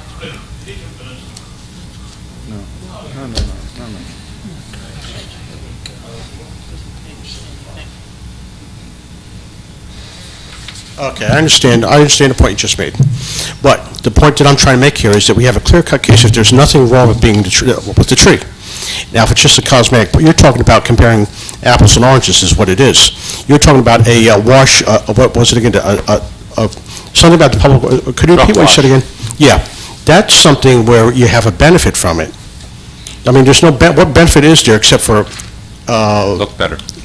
you know, the tree. I mean, it's a tree. It's, you put decorations on it. Most people don't even drive by, don't even look at the thing. And it's just, you know, to me, it is wasteful. Let's be perfectly frank here. If you're spending money just for something to look better when there's nothing wrong with the other, it's not the same thing as what Councilman Fosman wants to do or the Public Works wants to do with the car wash thing. That's the point I'm trying to make. I mean, there's nothing wrong with the car washes or vehicle washes now, and, you know, that's just the way it is. If you're going to spend money, justify it. And if there's going to be only because someone doesn't look the way it looks, then it's just, it's our tax money, and we have a right to expect that our money is going to be spent more appropriately, that's all. Same thing with the brick SWAT team. I'm not trying to pick on the police, because the Ocean County Sheriff's Department, you know, has one already. Why should we finance 2 SWAT teams? And write down the list of the equipment that the police have, and other departments have as well. That's the point I was trying to make. thank you. Yes, sir. My name is Bob Carpedennis. I just want to say that the council is doing a very good job, and I'm grateful for the job you're all doing. But I do agree with Mr. Foster as far as the being a little more careful on how the money is spent, and also on being more civil. Not that it was bad what happened between Councilman Fosman and Councilman Momo, but I mean, the president that we have is spreading so much hate and lies that it has affected all of us. I've got into quite a few arguments with family members. There's family members that I don't even speak to anymore because of difference in political opinions. As a matter of fact, Councilman Fosman, I voted for a Democrat and you became a Republican, so I was that was a little upsetting. I know, Bob. But you know, it's good that we have a little diversity here. But like I said, you're doing a great job, so I might vote for you again. There you go. Because, you know, it's good to have different opinions. I brought up 3 resolutions, and they took credit for it. The mayor put his name on all 3. So here you go. What can I say? Yeah, you know, going back again to, a lot of people are not educated as far as what's going on with that resolution of the state as far as the sanctuary citizens. They think that we're just going to let them in and we're just going to pay them welfare, like one of the audience says earlier. New Jersey has no jurisdiction as far as keeping illegals out, so we don't have anything to say on that. That's the federal government. And, you know, I mean, this country attracts them because of our economy, attracts them because of the way this country is. I'm an immigrant. I'm a Greek immigrant, and came here when I was little. but we know what it's, what it's like. And they all come to work, just like my parents came to work, and we work hard, and we don't, immigrants don't get into crime.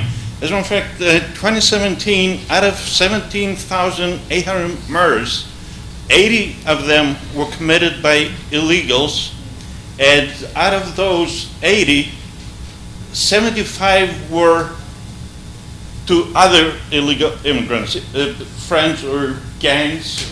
So, I mean, one thing happens and everyone's like, oh, the illegals are bad. Maybe because they don't vote, maybe is that why we're thinking of that? But San Francisco, I understand what we did with sanctuary said it's symbolic. San Francisco also declared the NRA as a terrorist organization.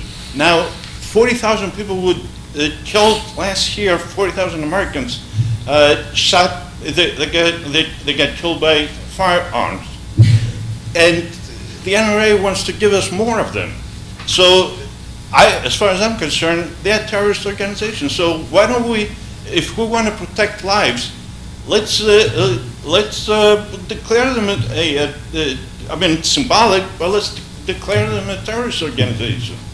That's where Americans' lives are being lost. I mean, you have children that are buying backpacks with bulletproof backpacks. I mean, that's crazy. And last year they wanted to spend all this money on these schools, on our schools to make them safer and all that. And New Jersey is one of the better states because we don't allow guns, which is great. And all this money was going to go to all these security companies that come around and they sell their wear, and then they tell you, oh, just get more guns. Give guns to teachers and all that. When I went to school, we didn't have those things to worry about. I used to get into fights, but there were no guns. Nobody went back to school and started shooting everyone. So that's why we got to get rid of, NRA. They want the AR-15. Now that's terrorist talk right there. Buying all this ammunition where you can go and buy all the ammunition you want. What kind of a civil society is that? We're not the military. This is a civil society. Thank you for hearing me. Thank you. Yes, sir.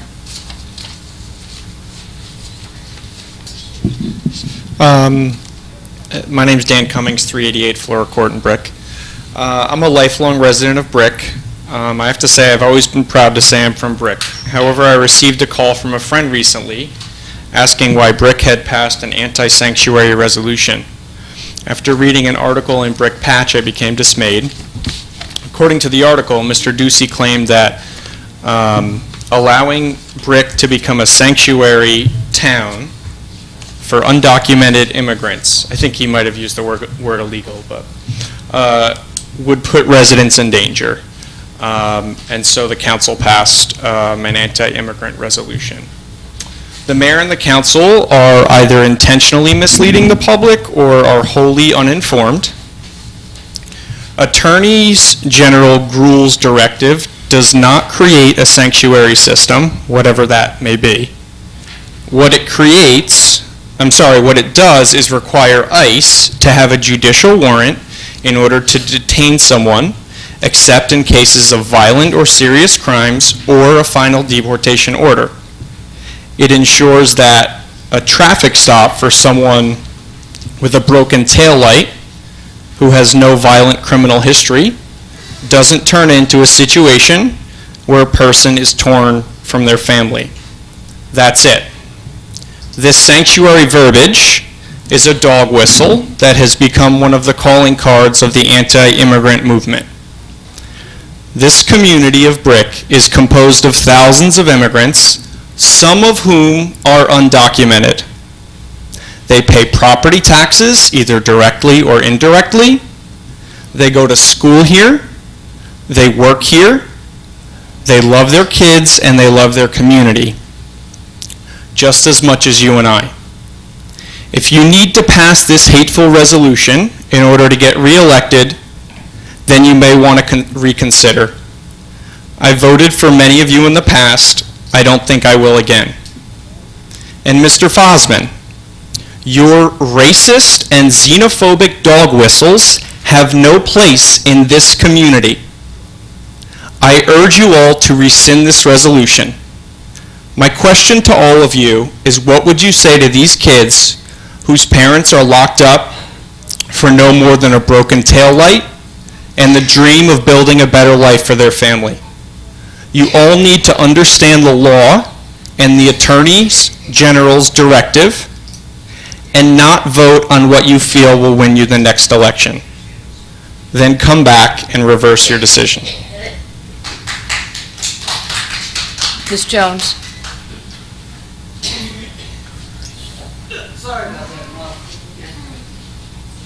Okay, because I made some comments pertaining to what was been referenced now, I'd like to state for my own integrity and my own feelings about the matter that I am not against legal immigration. I'm aware that this country is built up on immigrants. In fact, I should point out that my nephew, one of my nephews, his grandfather, who kept having kids until he was in his 60s, came to this country fleeing the Nazi tyranny because they put a price on his head. He even had to change his name. Now the thing is, when you come into this country undocumented, you are breaking the law. That's just the way it is. Now, I am not against, like I said, legal immigration. You want to come here, there is a process. Go through the process. Also, in the past, if somebody did show up and, and a person, who did break the law, the state, or rather the local officials, if I'm not mistaken, could ask said person, about his or her legal status. Now, I understand that under our Attorney General, now that cannot be done. All I am saying is, simply put, why should people who break the law be sanctioned? That's all there is to it. I mean, why is it that some laws, it seems, are followed and others are not? I mean, even when I was a teenager, I was puzzled by it all. Why is it that somehow I was not able to drink, but an adult could run across the border illegally and stay? It didn't make any sense. By the way, I don't drink. But it's the principle of the thing. So no, I am not against people who come here illegally. I mean legally. If you come here legally, that's fine. But I'm afraid the fact exists that if you come here illegally, you are breaking a federal law. And when you break a law, you subject yourself to the possibility of an arrest. Thank you. Mr. Shaw?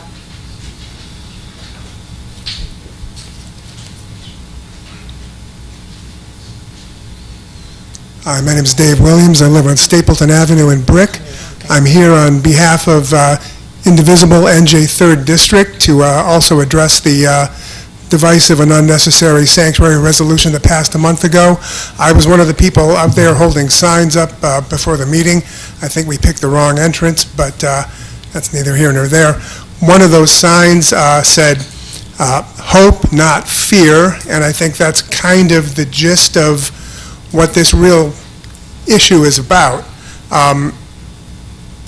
Democrats are supposed to be the party of hope and not fear. We've already got a party that specializes in fanning the flames of people's darkest fears and then pandering to those fears. We don't need another one. And I understand that in Brick, as a Democrat, you have to be pragmatic and you have to get some Republicans to vote for you. And I genuinely commend the Democrats here for managing to do that. But the thing is, the people who are being pandered to by this anti-immigrant hysteria, are not the Republicans who are voting Democrat. They're the Republicans who are still voting Republican. They're not the Ducey Republicans. They're the Trump Republicans. And you've never gotten their votes. You've never needed their votes. You shouldn't be trying to get their votes. And I think maybe you are, I hope, underestimating the people of this township. I've lived here 22 years. I've known a lot of people in a lot of different walks of life. And Brick Township is full of good people. There's a tiny sliver of people who give in to fear and bigotry, but that's not most of us. We are better than that, and I don't think you should be afraid to show that you are as well. Thank you. Thank you. Ms. Briggs?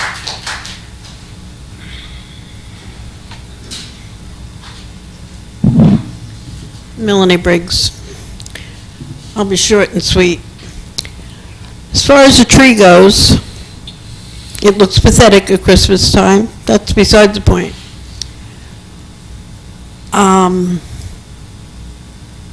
I could suggest shutting off the air conditioning. We don't need it. That would probably pay for it in a few months. And I wouldn't have to sit here with a blanket around me. Also, there's a lot of, years ago, I don't know if any of you people remember it, we did fundraising in this town for things. And I think that game has been forgotten. There's a lot of ways that could have been raising the money rather than taking it out of a budget. I'm not saying don't get the tree because it really is sad at Christmas time. If anybody goes by and sees a half a tree that's lights with a half a tree that's tree. But there's ways of cutting back. And please, shut the air conditioning off. Mr. Fenimore?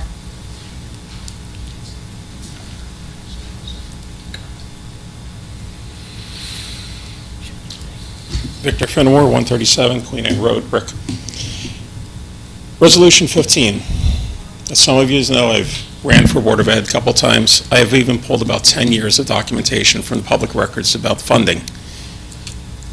Just noticing and following up on this regarding more school funding, adding more formulation, is going to be detrimental costs to the residents of this township.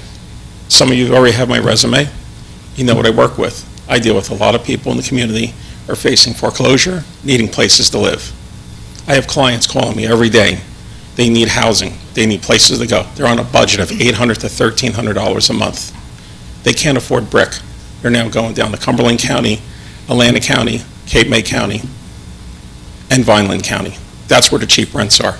Because as taxes go up from Board of Education costs, school funding costs, it's chasing the people out. Taxes go up, people leave. You have more vacant homes, more foreclosed properties growing. If you run the numbers, just in the past 5 years, you'll see the trend as the increase of property taxes, increase of foreclosures. Even my clients I deal with are coming to me and saying they're leaving because they can't afford the taxes. They have fallen behind between the job market and affordability, and it's a tight line in itself. We need to find every way to cut costs.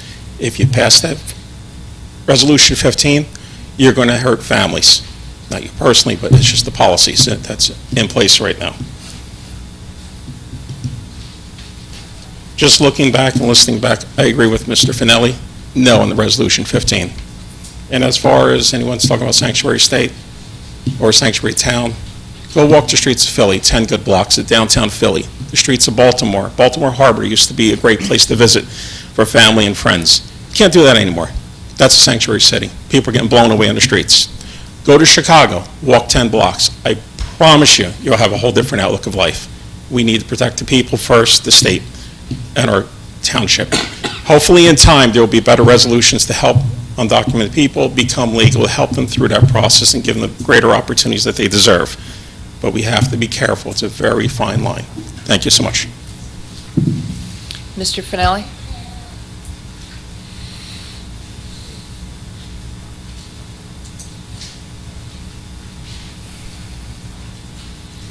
Al just told me he wanted to go home, so I have to be quick.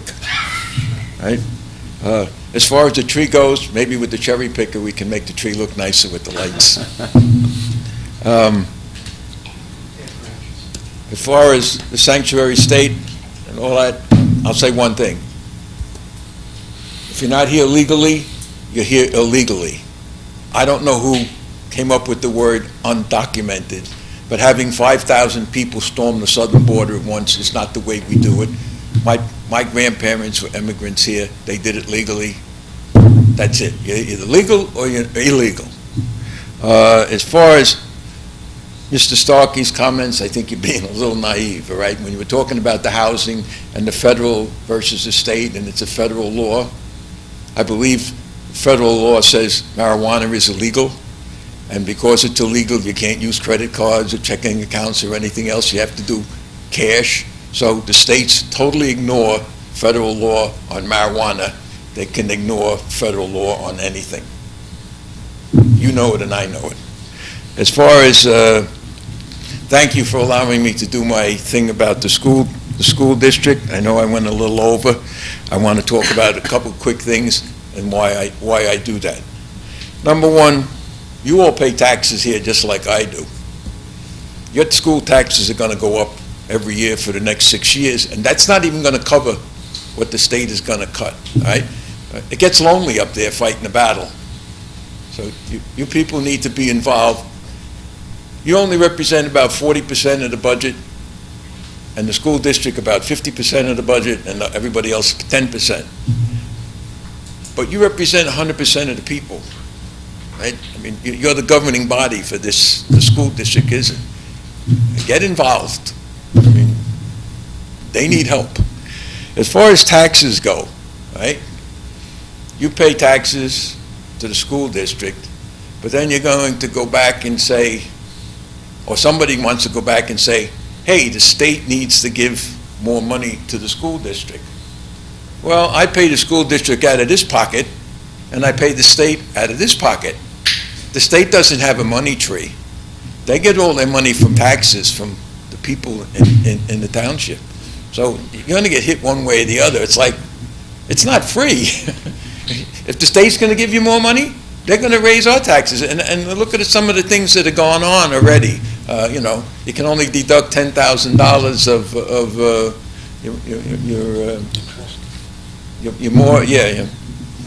your real estate taxes. You can't do this with your mortgages. It's cut. I'm glad to hear somebody else say people are leaving, because I don't think people realize how much they are leaving. My daughter's a real estate agent in North Carolina. Half the people she gets are moving out of the Northeast because they can't afford it anymore. It goes crazy. Now, I said this at a school board meeting. If they raise my taxes, I'm not going to end up eating cat food. I mean, that's not what I'm saying, and I'm sure most of you aren't either, but it's the right thing to do. I mean, it's absolutely right that you have to stop this spending. When you lose, you got to start cutting. Everybody here starts cutting. I cut all the time. They have to cut too. So thank you for listening. Yes, sir. I just want to clarify something with this gentleman. He says his grandparents came here legally. A lot of people say that, but anyone could come here before 1924. There was no such thing as legal or illegal. Only if you were Chinese you couldn't come. Now, after 1924, they changed the immigration law where Italians, Slavs, Jews, Greeks, they couldn't come here, and that didn't change until 1964. And that's when my parents came over. I came here legally. Probably the gentleman's grandfather didn't, and most of, three or four generations, your parents just came in. Now, I'm not for illegal immigration, not open borders, but we have done some bad things to some countries. Like I said last week, Central America, we did a lot of bad things to them. Now, if they try to come legally, there's only going to be maybe 100 people are allowed here legally. So what we should do, if we don't want them here, give them martial aid, just like America. That's when America was great. they gave martial aid to Europe, and in those countries that developed now, they don't come here anymore. So if we want, and you know, those countries like Germany and Japan, they had declared war against us. Now you have Guatemala and Honduras and El Salvador, where not only they didn't do anything to us, we went in there and we trained their strongmen to commit genocide. So we did a lot of bad things to them, and we owe them something. Now we don't want them here. Send them aid. Develop their economy. They don't have anything there. So there's only one solution for them. Either, and it's not because they're having a lot of kids either. Their birth rate is only like 2.2%, which is a little higher than ours. So there's, I mean, you know, that's the biggest problem. Now, as far as the other gentleman saying about Philadelphia or you know, you go to downtown, none of those people are illegals. As I said before, look at the FBI statistics. Only 85 murders were committed by illegals in 2017 that were solved. Out of 17,800 murders that were committed, that were solved, 85 of those were from illegals, and 70 of those were were between them. They didn't pick on someone off the street. So people are not educated with these things. They just think, or they just watch Fox News and they think that's their education, and it's not. So let's not have illegal immigration, but let's help them. You know, I mean, we can't do much here, but we can maybe let the state know, or our representatives. Thank you. Thank you. Anyone else from public this evening? Seeing none, close public. Mrs. Bergen. I just want to wish Councilwoman Pontorero a very happy birthday tomorrow. We're very blessed and fortunate that you're here.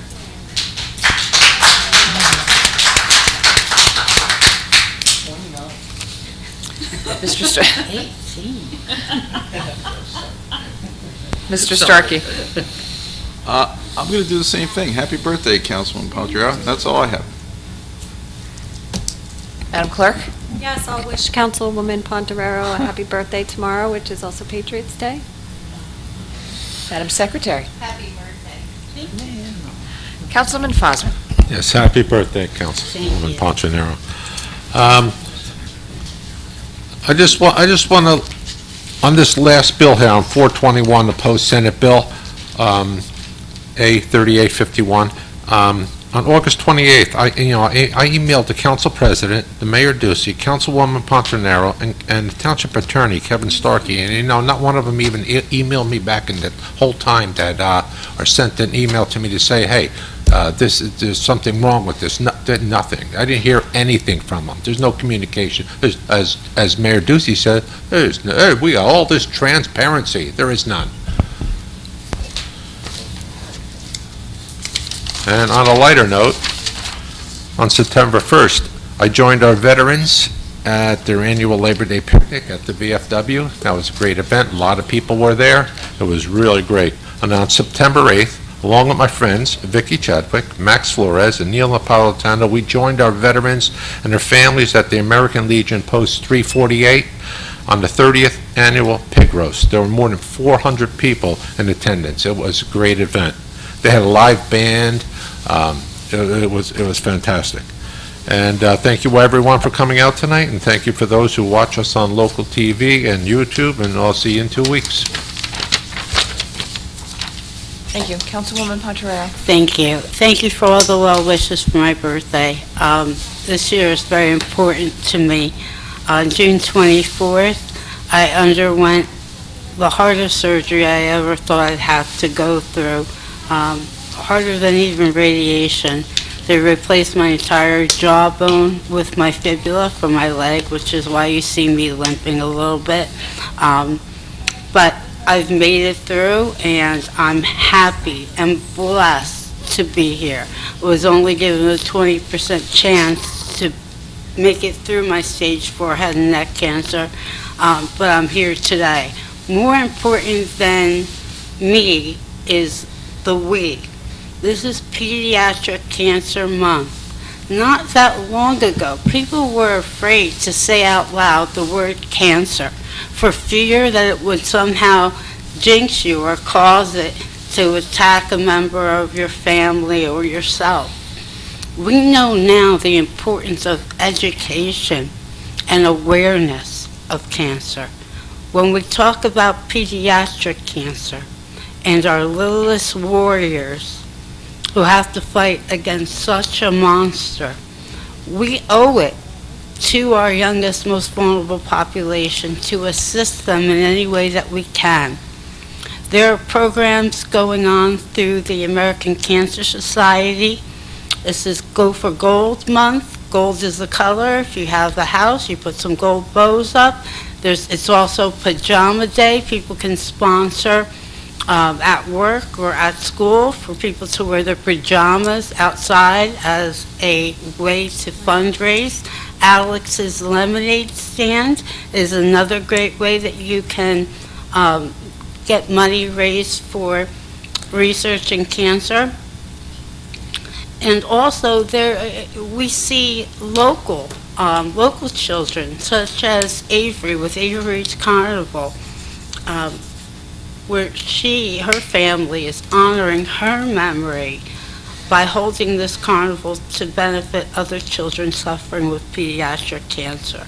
I think we all know a child who's been touched by pediatric cancer. I lost my blessed niece, Domenica Nicole, at only 4 months of age to pediatric cancer, and that was before I was diagnosed with cancer. The only thing worse than going through cancer yourself is watching someone you love go through cancer, or worse, watching someone you love lose someone, like a child, to cancer. So if we all just do one small thing to help raise awareness, to help raise money, to help beat this monster, you will be doing so much good for the us.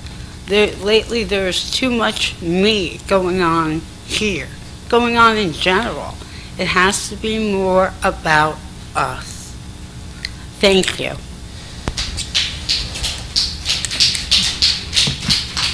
Councilwoman Dia. Thank you. I know I said I wasn't going to wish you a happy birthday, but happy birthday.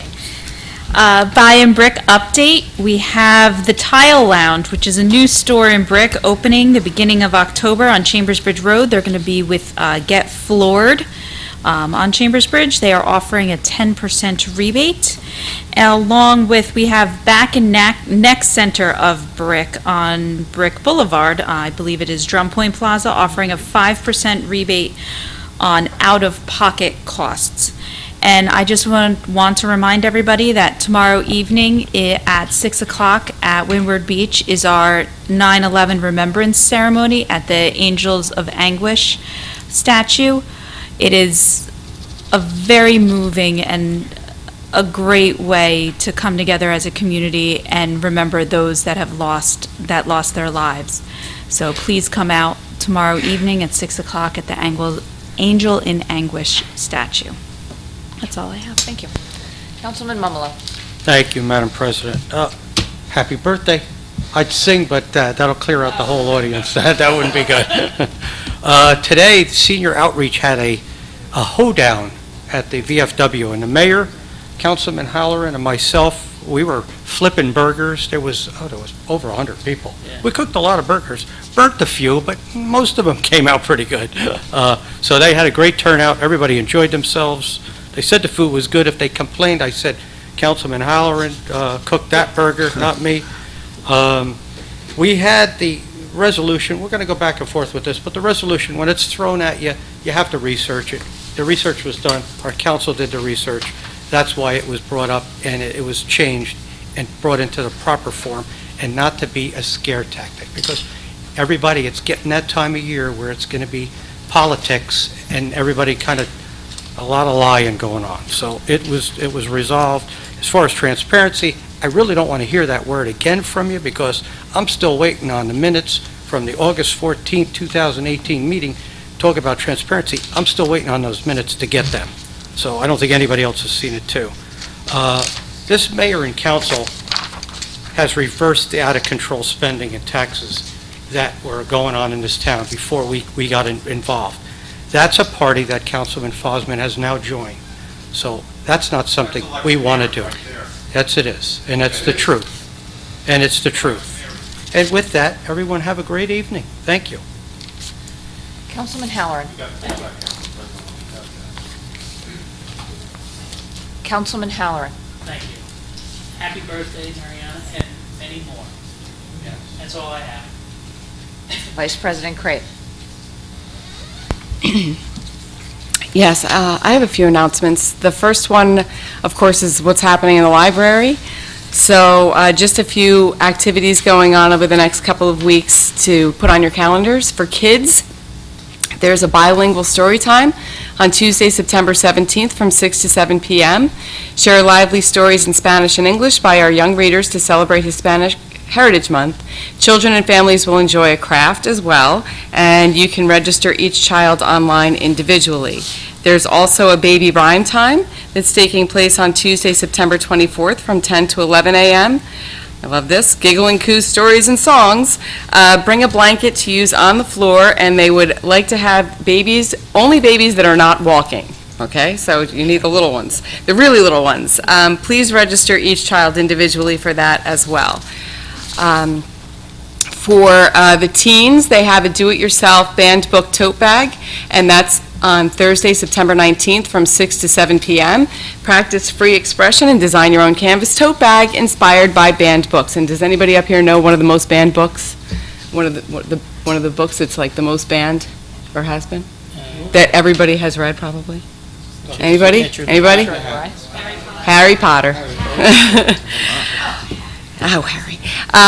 There's also, for adults, Medicare education workshops on Wednesday, September 18th from 10 to 11 a.m. Learn how Medicare works and the differences between the Medicare Advantage and supplement plans. Also, find out how Medicare prescription drug plans work. Light refreshments will be served. There's also the Navasink Brass Band on Saturday, September 21st from 2:30 to 3:30. This popular band performs a wide variety of songs by Queen, Bohemian Rhapsody, Bruno Mars, Leonard Bernstein, Scott Joplin, and a tribute to military and first responders. And also, Horizon Blue Cross Blue Shield of New Jersey Wellness Series presents fall prevention presentation, and we don't mean like autumn fall, we want actual falling, on Monday, September 23rd from 2 to 3. Fall prevention, one of the greatest risks within the senior population, both physically and financially, relates to a fall event. So this guide provides an understanding of the implications of and associated risks of falls in the older adult population. And also, they're also offering another program, How to Launch a Successful Small Business, on Tuesday, September 24th from 6:30 to 7:30. Thinking of starting your own business? Join Glenn Harris of Ocean County SCORE to learn the keys of success. Find out how to create financial statements, how to market your business, and how to create a business plan. The other thing that I wanted to talk about is we have a young resident here. His name is, he's not here tonight, but here in Brick. His name's Daniel Golembuski. I'm sorry if I said his last name wrong. His mom had reached out to me about an event that he wanted to plan. So I'm going to share that with you, the event that he came up with, and I'm hoping that anybody that's interested in participating will reach out. So I'm going to read what he wrote on his little, he's got a little flyer here. He says, my name is Daniel. I'm 11 years old, and I love to fish. I am the creator of Cast for Cancer. I started Cast for Cancer because I feel bad for all of the people that have to suffer from cancer.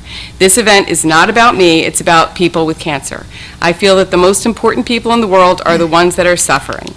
I want to help doctors and beat cancer. I love to fish and thought what a great idea if me and my friends can fish and raise money to help people with cancer. I'm hoping me and my friends can get donations for every fish we catch on this day. So the event information is, it's a Cast for Cancer fishing derby. It's going to be on Sunday, October 6th.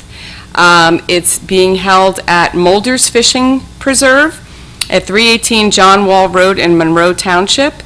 You can come all day or come when you can. It's from 11 to 5:30 p.m. Children 14 and under are going to just try and catch as many fish as they can and have them be sponsored for each fish that they catch. There's a $15 registration fee per child, and for that you get unlimited fishing from 11 to 5:30, a T-shirt, a pink bobber, pink bait, and they'll have food and drinks available there as well. And there's also going to be raffle prizes, and if adults want to fish, they can do it for an $8 donation. So please email stacygolombowski@gmail.com. We can somehow put that up, I don't know where, because it's a lot to spell, to register, and they'll have prizes for first, second, and third place for fish to be caught. So I wanted to put that out there. It's one of our residents. He's 11 years old. He's had this great idea, and he's going forward with it with some help from his mom. The other thing that I don't usually talk a lot, but the other thing I want to talk about is there's a Big Tree nominations being sought currently. So a collaboration between the Township Shade Tree Commission, Historic Preservation Commission, and Green Team is seeking nominations for the 2019 Big Tree List. Residents are asked to submit for consideration trees of 72 inches or more in circumference. Nominations can be sent to bigtreelist@bricktownship.net and should include the name and contact information for the individual submitting the nomination, a photo of the tree if possible, the approximate circumference of the entry, and the location of the tree. Questions and comments can also be submitted to the above email address. Once completed, a list will be compiled into a publication, and the information will be made available to the public with the roadway the tree is adjacent to. And not a precise location. A similar collaboration in 2003 reported 42 big trees, with the largest listed as an oak tree, 182 inches in circumference, which is still located at the First Baptist Church of Laurelton on Route 88. And then finally, I don't say a lot, but I have to say, I am tonight. I can't help it. Usually, I was no comment last week. People either react to things with two ways to react to things, with love or fear. And when you react with fear, it comes out as anger or hate, or you're argumentative, or you seem greedy, or you always feel like there's not enough. And when you react with love, you try to do things in a kind, fair, peaceful way. You're passionate about the things that you do. You're hopeful. You're empathetic to those around you. And I have to say that, when we sit up here and we make decisions about things, the idea that most of us sitting up here are doing anything as a stunt or to get people to, that we're pandering to anyone, for me, and for anyone who knows me and some of the people sitting up here, it's laughable. It really is. We do the best that we can up here with what we know and what we believe and what we think is best for our town. And if we make a decision that not everyone agrees with, or maybe there's a misunderstanding about what we believe about something, then I'm very happy to discuss that.